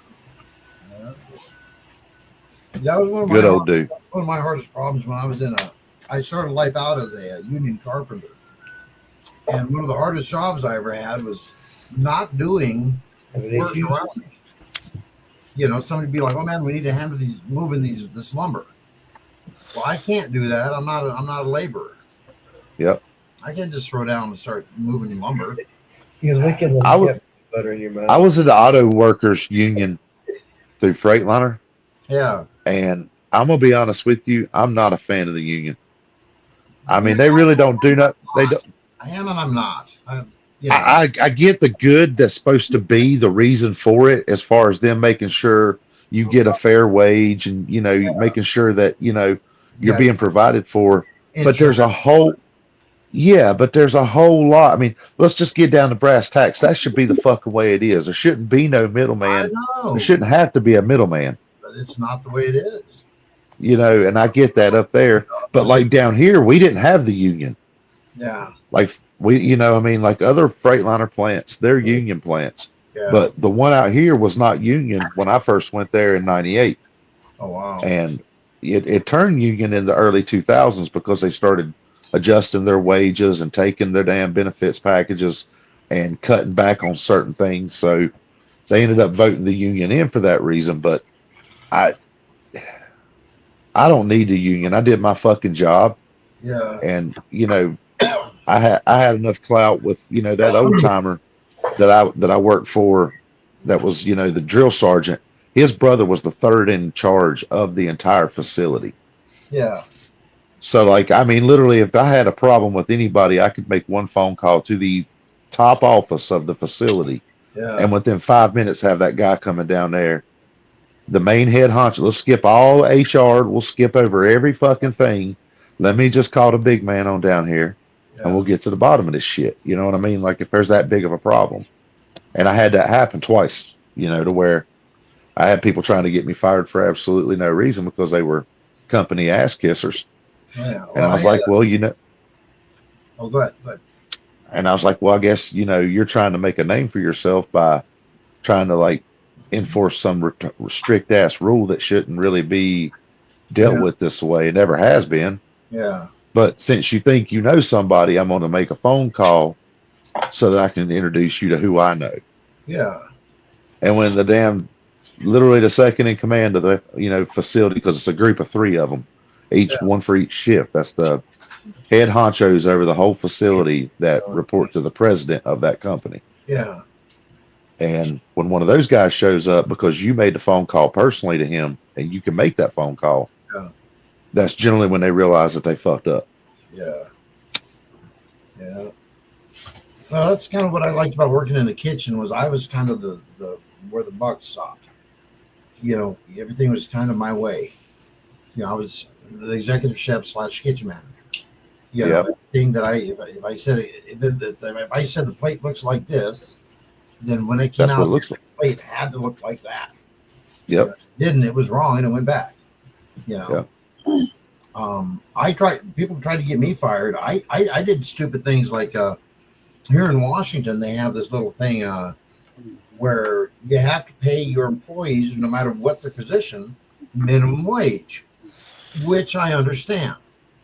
However, in the case of servers, you know, waiters, waitresses, service industry, who get large amount of tips, I work in other states such as Louisiana where they earn $1 an hour, plus they keep all their tips. They keep 100% of their tips, right? Well, it's not like that up here. They get minimum wage, which means $20 an hour. Plus tips. Plus all their tips. And they do not tip out their kitchens. For the vast majority of the restaurants here in Washington State, the servers do not tip out their kitchen. They might tip out the busboy if he's really lucky. And Yeah. they will tip out the bar, but they will not tip out the kitchen for some reason. And not that it bugged me so much because I was executive chef. I earned enough money. I didn't need the tips. But Yeah. the guys working under me worked their butts off, man. Every Yeah. night, 100-degree weather in that kitchen every single night. And they didn't receive tips. They received a little bit more than minimum wage, but not that much more. We're a restaurant struggling like everybody else. We can't afford to pay union wages. That's why we weren't a union house at this point, at most restaurants up here. But Yeah. I actually only worked at two hotel and restaurant union houses up here. But the rest of them have all been private owner, non-union house.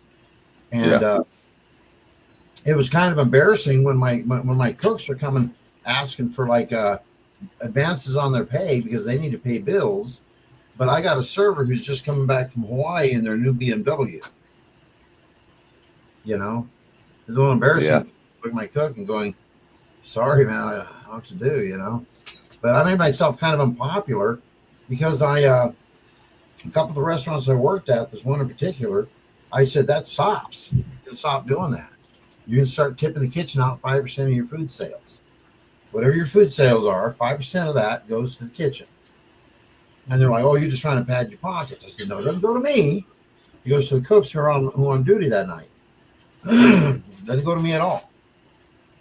And so they all, they all got very sensitive with me, I guess is a good way to put it. The servers did. And you wasn't a popular person at that point. I was not a very popular person at that point. Did they call you a Richard Noggin? That was the Hey, to be a good manager, you're going to be accused of being an asshole once in a while. Yeah, well, that's just But I mean, that's the fucking way it is. And if it's not me doing it, it's going to be somebody else. Yeah. Well, at least if I give a fuck about anybody that's ever worked for me. Yeah. So, you know what I mean? Like, without them doing their job, I can't do my job. Exactly. My job's miserable if they don't do their job and do it well. So whatever I need to do to make sure their job is done well so that my job is easier on me, that is the definition of being a good manager. I mean, That's right. that's your fucking job, is to take care of your workers. Yeah. And if you don't do it, you're a fucking asshole. Yeah. That's where I look at it. Pure point blank. Yeah. Well, that's what That's I was another. trying to take care of the guys, make sure they had some tips. And in one place in particular, they did. Their nose was kind of out of the grindstone on that one, and we just told them this is just the way it's going to be from now on. And if you don't like it, you can quit. If you don't like it, hey. I mean, everybody depends on everybody. If the cooks aren't happy and the food isn't good, then the waitress's tips are going to suffer, which means everybody that gets tipped out from the waitress, the hostess, the busboy, the bar, everybody's tips suffer. If things aren't good, because you give a person bad food, they're not going to give you a good tip. That's a problem. We were a scratch house. Kicked everything to scratch. All of my cooks took a lot of pride. Everybody took pride in their position and what they did, and so we just didn't put out bad plates, and the servers got good tips based on that. And that's why I was like, no, you guys, you're getting. I mean, I was showing them pictures of some of the plates that went out. I'm like, look at this quality of food you're serving. Tell me you're not getting tipped because of the wow factor when these plates are hitting the table. Tell me part of your tips is not coming because of that. Certainly your service has a lot to do with it. But without food, the fact that you weren't taking any, that it wasn't going to you. Yeah. They really should have took maybe thought, my perspective, maybe it's because I've been in management for so long. Yeah. And because I've always been my own boss for many years now. But that's you not taking any kind of says more about you should look at things that a little differently after that being presented to you that way. Exactly. Well, I was paid wage as the executive chef was commensurate with my position. So I didn't need the tips, man. You just needed your kitchen to be happy. I needed my kitchen to be happy because there was a lot of grumbling, because this all came on the heels of a New Year's Eve where I know for a fact the tips that were run through on a credit card, not to mention the cash tips, because we have no idea what the cash tips were. Just the tips run through the credit cards. I looked at the books that particular New Year's Eve. The server that made the least amount of tips made over $1,000 in tips just on the credit card sales, and they couldn't tip the kitchen $5. They couldn't come in and hand a $20 bill to the lead line cook and say, "Hey, buy your guys a beer at the end of the night." After they just worked till 3 a.m, they worked extra hours, because it's New Year's Eve. I mean, it was insane. So that's when I put my foot down. I was like, nope, no more.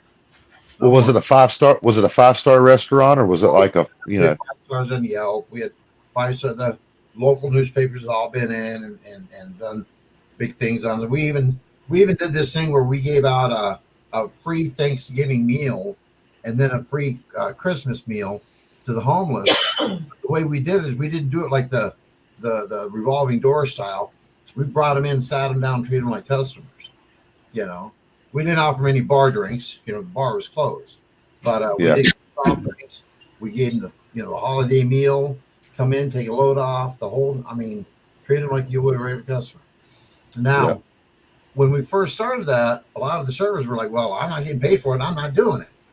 And it took one server to agree to do it, and the rest of them were kind of shamed into it. You know what I mean? Absolutely, as they should be. So I ended you got to give a little bit. Yeah. So I ended up with like a bunch of my servers coming in and volunteering, but it took only one of them to do it, to get it started, get the ball rolling. That's the problem with people these days. It's all about what's in it for me. What do I get out of the deal? Exactly. They're so damn selfish. Yeah, I don't get that, man. I wasn't raised in that generation, I guess. I don't know. Neither was I. Yeah. I mean, hell, there's yards I go out. I'd do it. We don't even get paid for them right now. Yeah. We're not going to be getting paid for them for months. Don't know when we're going to get paid for them. Mm-hmm. Yeah. When I mowed Steve, I had a lot of that. I had people that were out of work, they were just down and kind of out for a few minutes. So I took care of the yard for him. There's one guy took care of his yard for a year because he had lost his job. Communication with things, and if I have a regular customer come to me and say, "Hey man, I'm not going to be able to pay you for a while," I'll keep doing their yards. Yeah, I want to charge them for it. Yeah. Well, sometimes you just got to, especially if it's, like with my instance, it was right there at a yard that I was getting paid to cut, and I was cutting both of them, and then he had lost his job, was just kind of in a bind, and he was like, "Man, I don't know if I might have to take care of it on my own for a little while." And I was like, "Well, can you do that?" Because he had some medical issues, and it's like, "Well, I got to try," and I was like, "Don't even worry about it, just whenever you get you a job, we'll pick up." That's the way. I'm not worried about what it'll be okay. I did close to 100 yards a week, so it was okay. And he finally got him a job. It took about a year for him to get a job. So I'm just keeping an invoice for winter settlement. I never gave him a bill. I thought I had a bad night. I used to cook in an insane asylum. I served soup to nuts. So, you know, I'm stir crazy.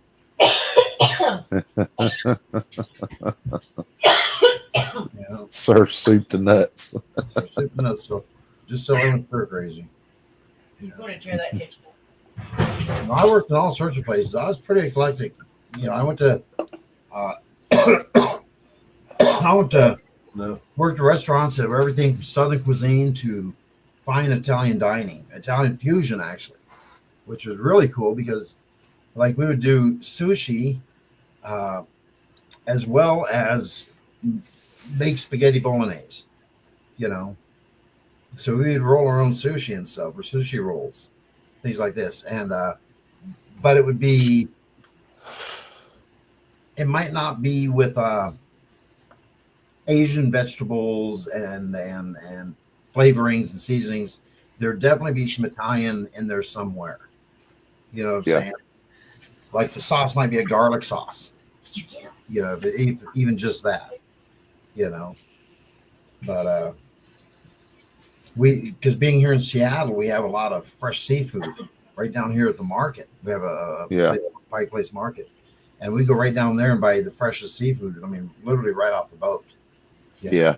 Don't get no fresher than that. Yeah, exactly. Still bleeding, you know. So restaurants can get those choices.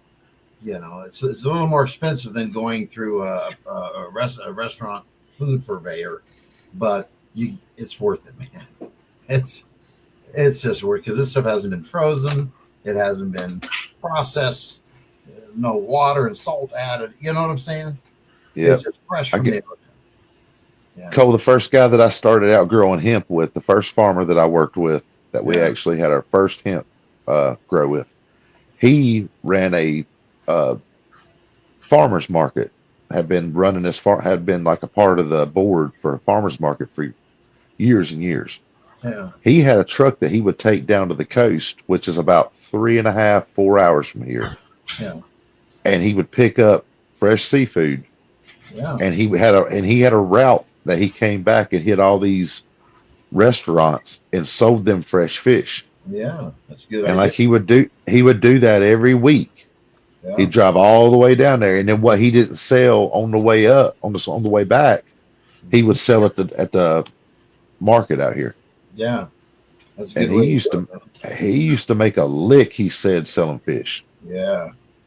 Oh yeah. I mean, he had $6. Listen, you can pay $6 for blue tuna, turn right around and sell it for 60. Yeah. You know what I'm saying? It's crazy like that. I would like to have been buying it at $6. I just wasn't that guy. I wasn't buying the whole fish. I'm just buying a loin or something. You know what I'm saying? But but here in the Pacific, we actually have right off of our own coast of Washington, we have albacore tuna is a big deal here. They're a white meat fish rather than the red meat like the bluefin, or the meat, or the yellow, the yellowtail, whatever. But these are white meat fish, but they're very delicate tasting. They're very very rich in fats. It's just a really good fish all the way around. But it's easy to work with. Because they don't get very big. They don't, like a big one is 30 pounds. That's a big one. So you cut that down on loins, freeze your loins. If you're going to freeze it, if you're going to make sashimi out of it, freeze the loins down. You don't freeze the whole fish. I'm definitely not a big fish eater. Oh boy, I am. I love it. I mean, I like some fried seafood, but catfish cheeks, catfish nuggets are amazing. We have some shit they call salt and pepper catfish, and that's about the closest to a freshwater fish that I'll touch. Yeah, I don't fuck with fish. We about to have our kitchen's about to be tore apart. Oh, we got mice in the kitchen, and dogs are tearing apart trying to get to them. Oh boy. Yeah, they've got everything torn up from underneath the cabinets right now. Damn. Last one they got was about that long. Hey. That ain't no mouse. That's a rat. That was a rat. That's a motherfucking rat. Tore it up. Y'all got them damn city rats. We got country, little field mouses around here, and they're just as. How many times I fill these holes up every spring we get them. Yeah. Great stuff is about the best thing that you can use, and even then, them motherfuckers will chew through that over time. What is it? Great. It's called great stuff. Use some steel wool. Any kind of pipes or cracks. Put steel wool down in there. They can't. Yeah, that's what we used. Yeah.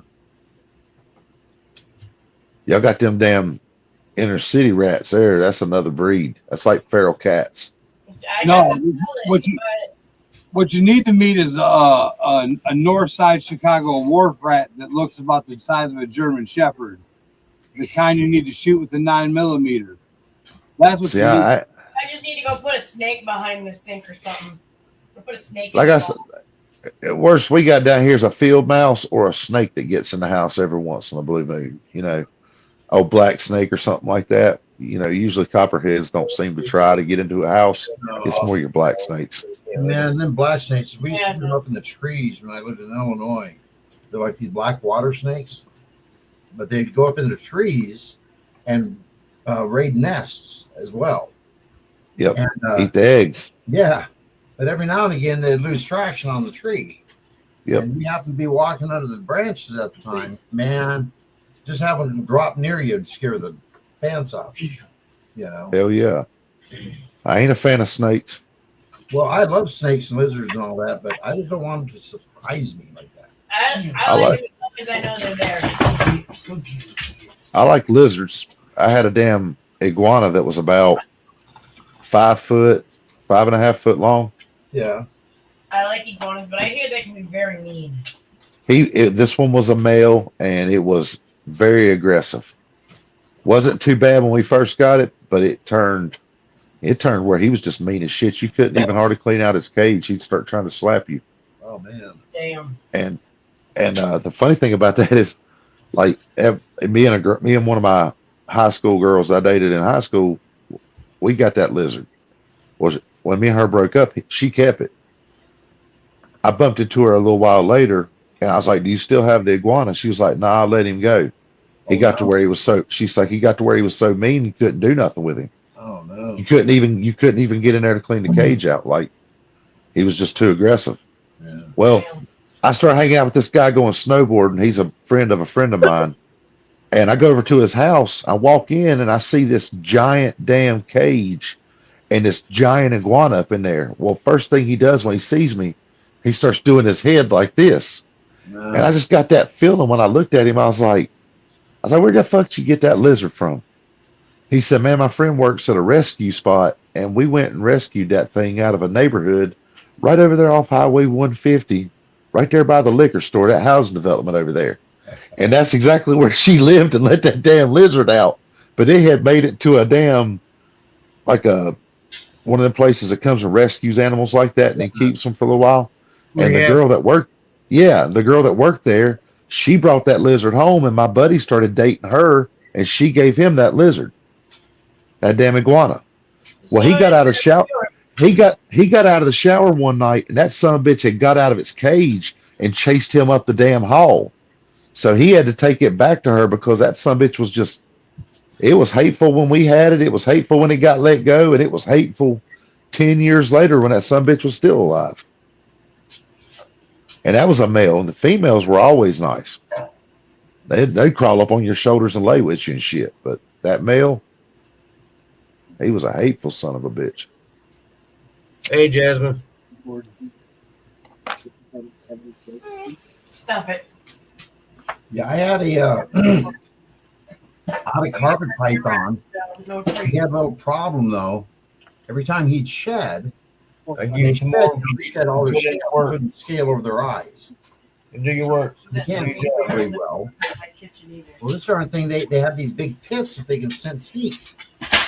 So if you try to clean his cage or do anything in his cage while he was shedding, he'd bite the living. He was about 12 feet long and probably about this big around. And when he bit onto you, it was some real teeth, man. And it was one time I hold my arm tight enough. Well, I still do. I keep alcohol close by, rubbing alcohol. I don't have any snakes now, but anyways, I used to keep bottles and bottles of this alcohol, and I keep in a spray bottle because if a snake bites you and won't let go, you can spray alcohol on them, especially on their head, and it irritates them to let go of you.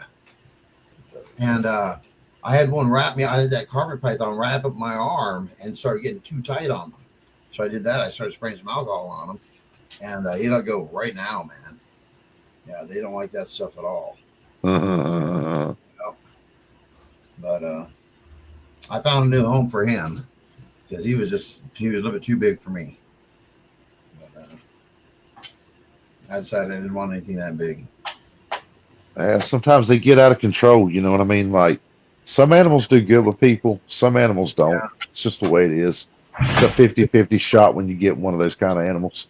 Yeah, the coolest, one of the coolest looking snakes I ever had was a Kenyan sand boa. It's a snake, you hardly ever see it because they live in the sand. And when you feed it, you'll drop like a mouse down there. And the mouse will be, you can't really, it's hard to feed them those thawed ones. You know what I'm saying? From frozen to thawed. Yeah. You don't really know where they're at. They're in the sand somewhere. So you just got to kind of bounce it around until you hope they bite it. Because they're pretty particular as to what they bite at, right? So it needs live ones. So they really, they react much better to live ones. So you put a mouse down in there, and it would be there 1 second, and the next second it would just be gone. Gone. Yep. In the sand, and the snake would have it all wrapped up and whatever they do, but you just never see it. Yep. That mouse just disappear underneath the sand. Yeah. And they were cool looking snakes. My God, when you would see them, oh my goodness, they were cool looking. I had a buddy that he kept tarantulas. Yes. And I went over. Insects I can, insects and spiders. I went over to this guy's place, and he had an entire closet with cases the size of shoe boxes, and each one of them had a different kind of tarantula in it. And he had something like 70.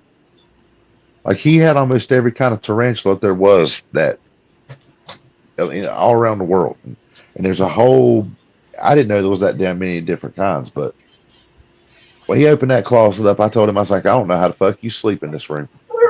Yeah. Yeah. Right. And he had one that he would get out, and this one, it wasn't poisonous, and she would play with him.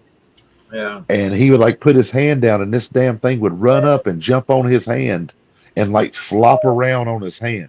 Oh. And it looked like it, and the first time I seen it, it looked like it was attacking his hand. Yeah. And it would just, and eventually he got me convinced to do it, and I let it do it to me. And because it always would kind of act the way it would act leading up to where it would jump onto your hand. He's like, I'll know if she's going to accept you, she'll check you out. If she doesn't, she'll back away from you. Yeah. Just don't move your hand towards her when she backs away. Yeah, she bites you. Yeah.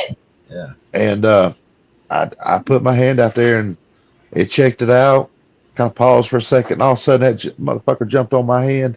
And it was, those things are like, they got hair on them. Yeah. Man, it's just the creepiest damn thing I've ever experienced. And I don't really like spiders, so. I couldn't do that. You're arachnophobic much? I'm not. I mean, I just don't. I about lost my leg to a brown recluse bite. So. Yeah, my son got bit by a brown recluse on his hand, and it fucked up the meat right here, the webbing in his hand. I got a spot in my leg. Looks like I've been shot from mine. Wow. I was when I finally went to the doctor, I said I was a week from losing the leg and 2 weeks from it being in my bloodstream and being gone and dying. Yeah.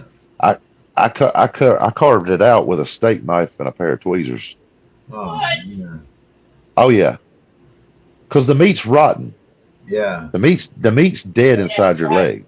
Oh, man. So I cleaned all that out. But when you hit the live tissue, That's what it hurts. that's when it hurts. One of my godpops, he was a doctor. He's a doctor, so I went and seen him when my mom found out, because she's a nurse. And when she seen what I done, I got an ass chewing like no tomorrow. Yeah. And so I went to the doctor the next day, and he said, "Don't tell your mom I said this, but that's a pretty good job cleaning that out." Man. But yeah, he's like, you were like a week from losing your leg and 2 weeks from dying. Yeah, that's too close to comfort. Yes, it was. That's too close to comfort. Yeah, I got to be real careful with getting scratches, getting pokes, things like that, getting the infection, because I'm a cardiac patient. And boy, I get a little blood infection. And the next thing you know, I got bacteria on my artificial parts, and brother, that spells trouble. Yeah. You're in the hospital, you're in the ICU, maybe getting parts replaced, who knows? But it's not a good, it's easier just to wash my hands. Yeah. Yeah, it's easier just to take a shower every day and wash my hands and do all that stuff,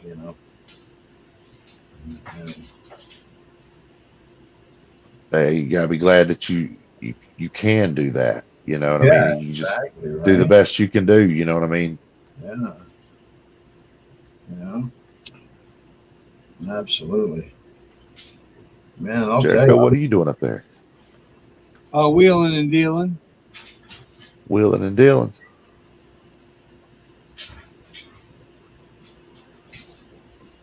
All right, night, Crystal.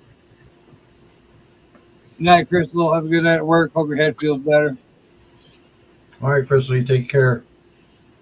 Dutch, you done got off here? Yeah.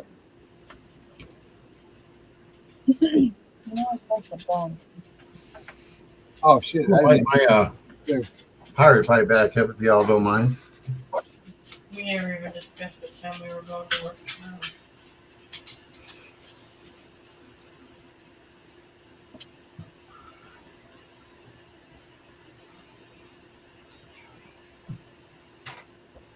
Like, good. Yeah, I gotta get up in the morning and go cut some yards. Yeah, but we didn't discuss what time we were going to work in the morning.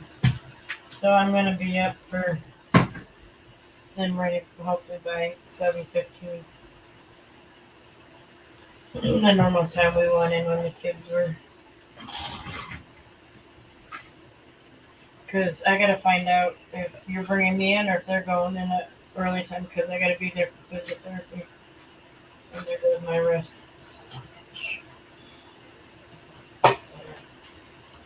I'm going to I can only make sure coming shortly behind you. my head.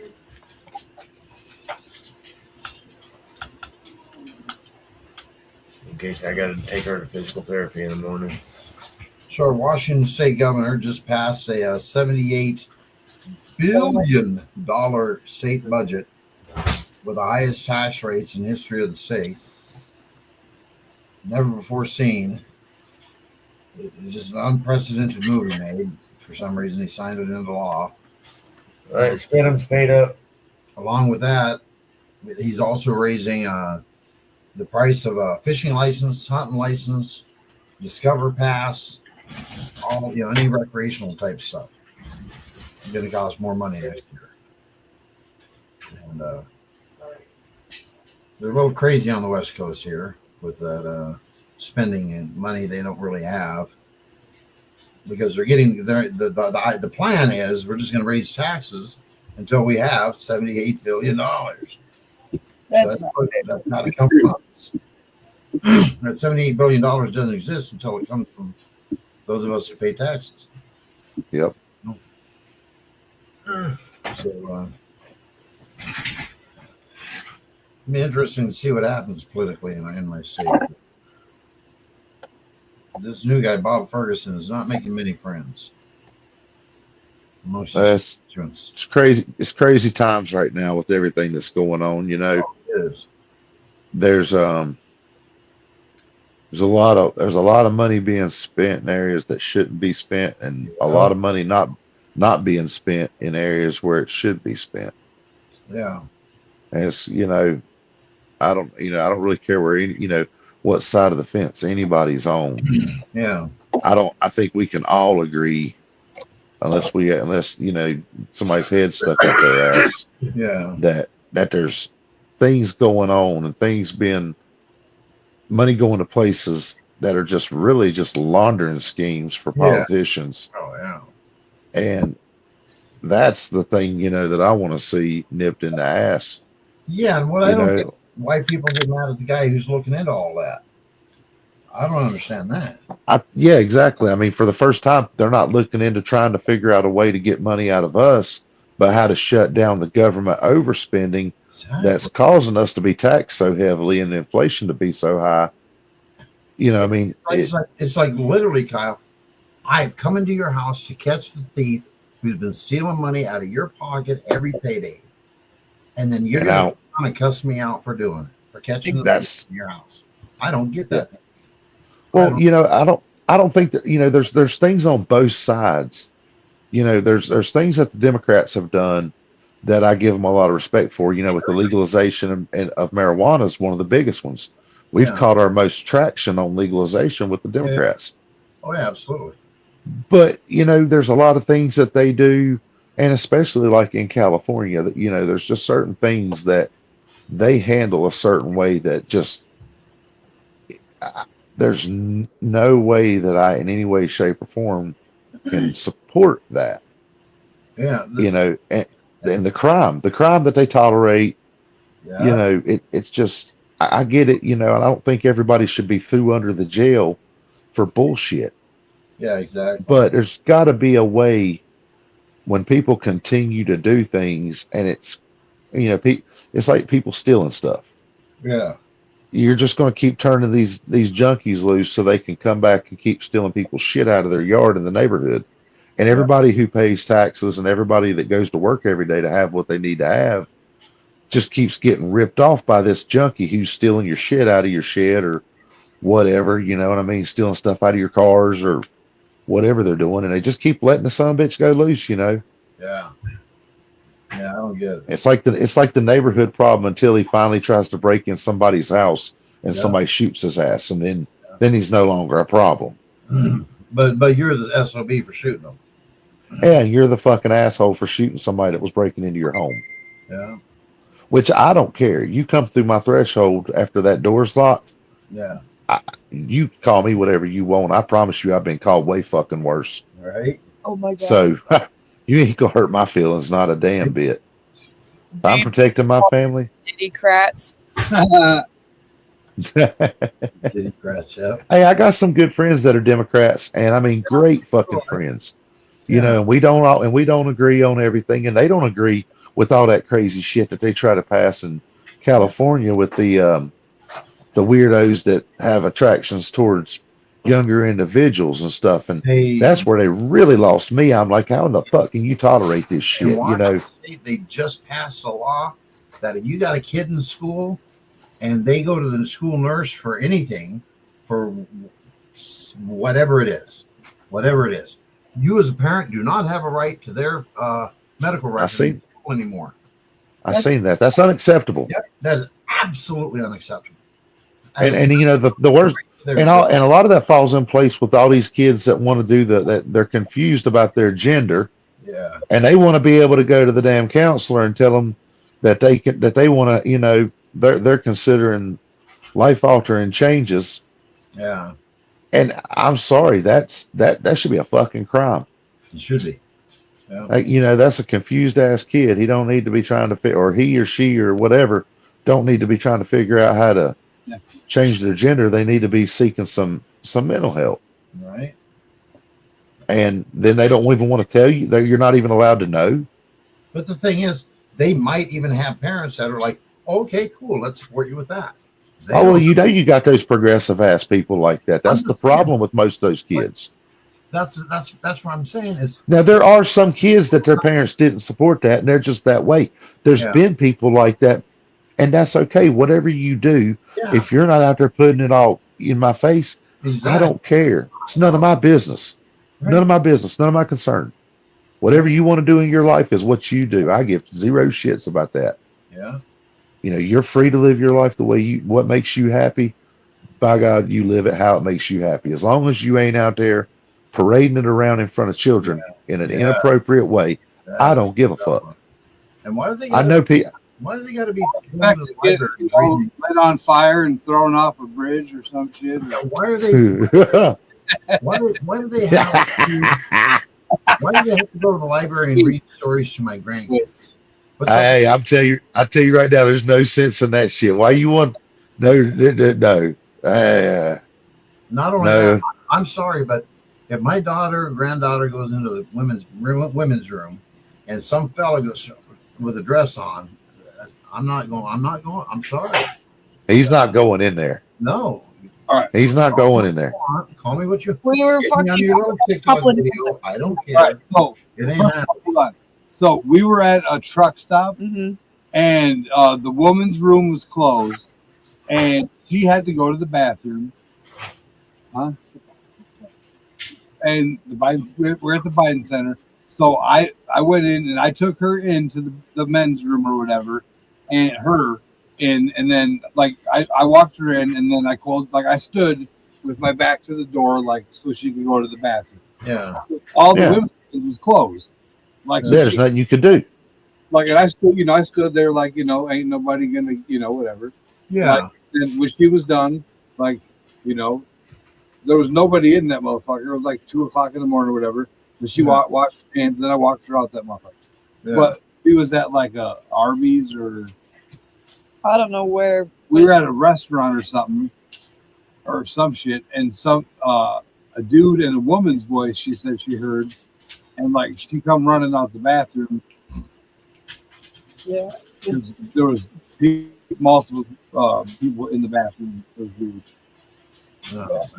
Yeah, see, that ain't cool, I mean, like, and I don't know what those kind of, I'm not trying to shit talk anybody in this world about how they do things, but that from right there, a woman tells you that they're uncomfortable if they hear a man's voice in that bathroom with them, and I 100% understand that.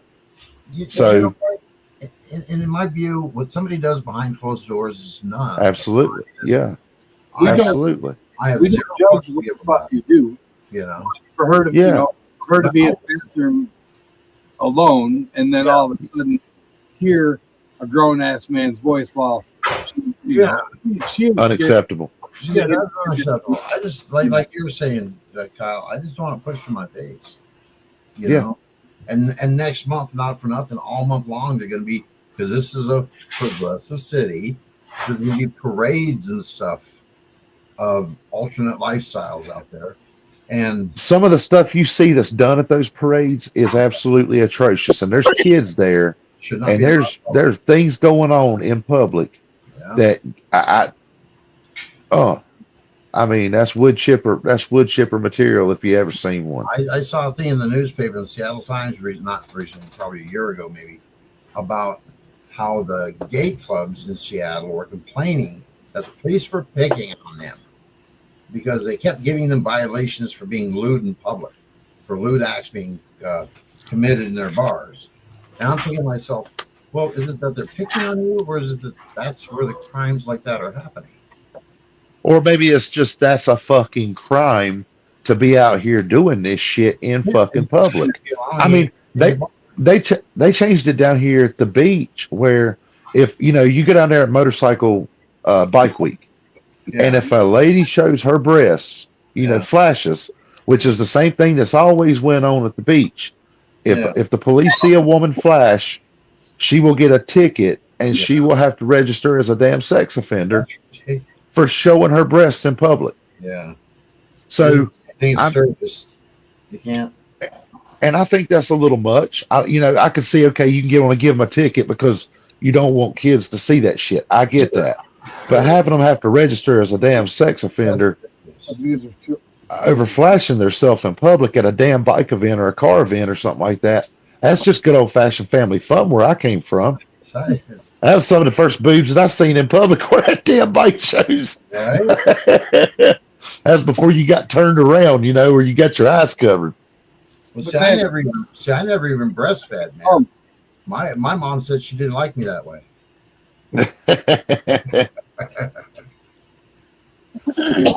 I'm sure you seen some shit on the damn in the communes and shit like that you it was every day. Yeah, it was just natural. Yeah, I mean, like when I started going to the hippie festivals, I mean, the things that I seen with people that would run around with absolutely not a stitch of clothes on, no clothing whatsoever. I was showing some pictures from when I was a kid, playing in the mud and just being these little runts of kids, And she says, "My God, you guys are a bunch of naked mud babies." She said, "You ran around naked and played in the mud." I had a picture of me playing in the downspout of the rain coming off the corner of the house, And I was out there just splashing in the mud. I'm like 4 years old, and I'm butt ass naked. And my mom's she's like, "Oh my God, you were naked." My mom babies. I was like, "That's the hippie kids, man." Yeah, so I got an immune system. They ain't washing they ain't washing them clothes. Take them damn clothes off if you're gonna go play in the fucking mud. Right. Then go give him the garden hose and go spray yourselves off. Exactly right. All right, everybody, at that 2-hour mark, make like a Richard and head out. All right. Wonderful night. Bye, everybody. Hey, later. Everybody take care.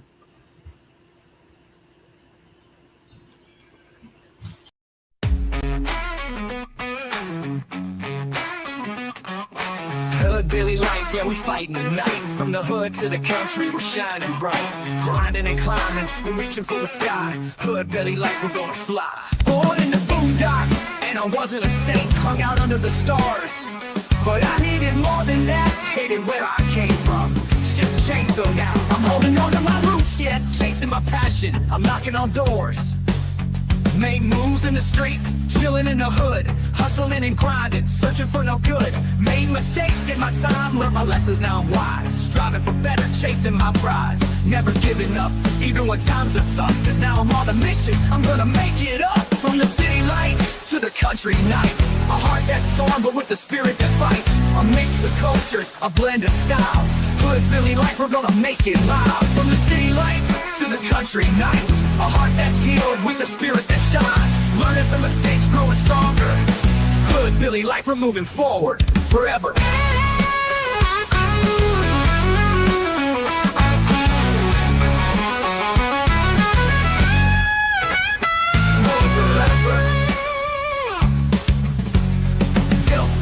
Born in the boondocks, and I wasn't a saint. Hung out under the stars. Born in the boondocks, and I wasn't a saint. Hung out under the stars, but I needed more than that. Hated where I came from, shit's changed though. Now I'm holding on to moves, yet chasing my roots, yet chasing my passion. I'm knocking on doors, made moves in the streets, chilling in the hood, hustling and grinding, searching for no good. Made mistakes, did my time, learned my lessons, now I'm wise. Striving for better, chasing my prize. Never giving up, even when times are tough. Cause now I'm on a mission, I'm gonna make it up. From the city lights to the country nights. A heart that's torn, but with a spirit that fights. A mix of cultures, a blend of styles. Hood Billy life, we're gonna make it loud. From the city lights to the country nights. A heart that's healed with a spirit that shines. Learning from mistakes, growing stronger. Hood Billy life, we're moving forward forever. Hood Billy life, we're moving forward forever. Hood Billy life, we're moving forward forever.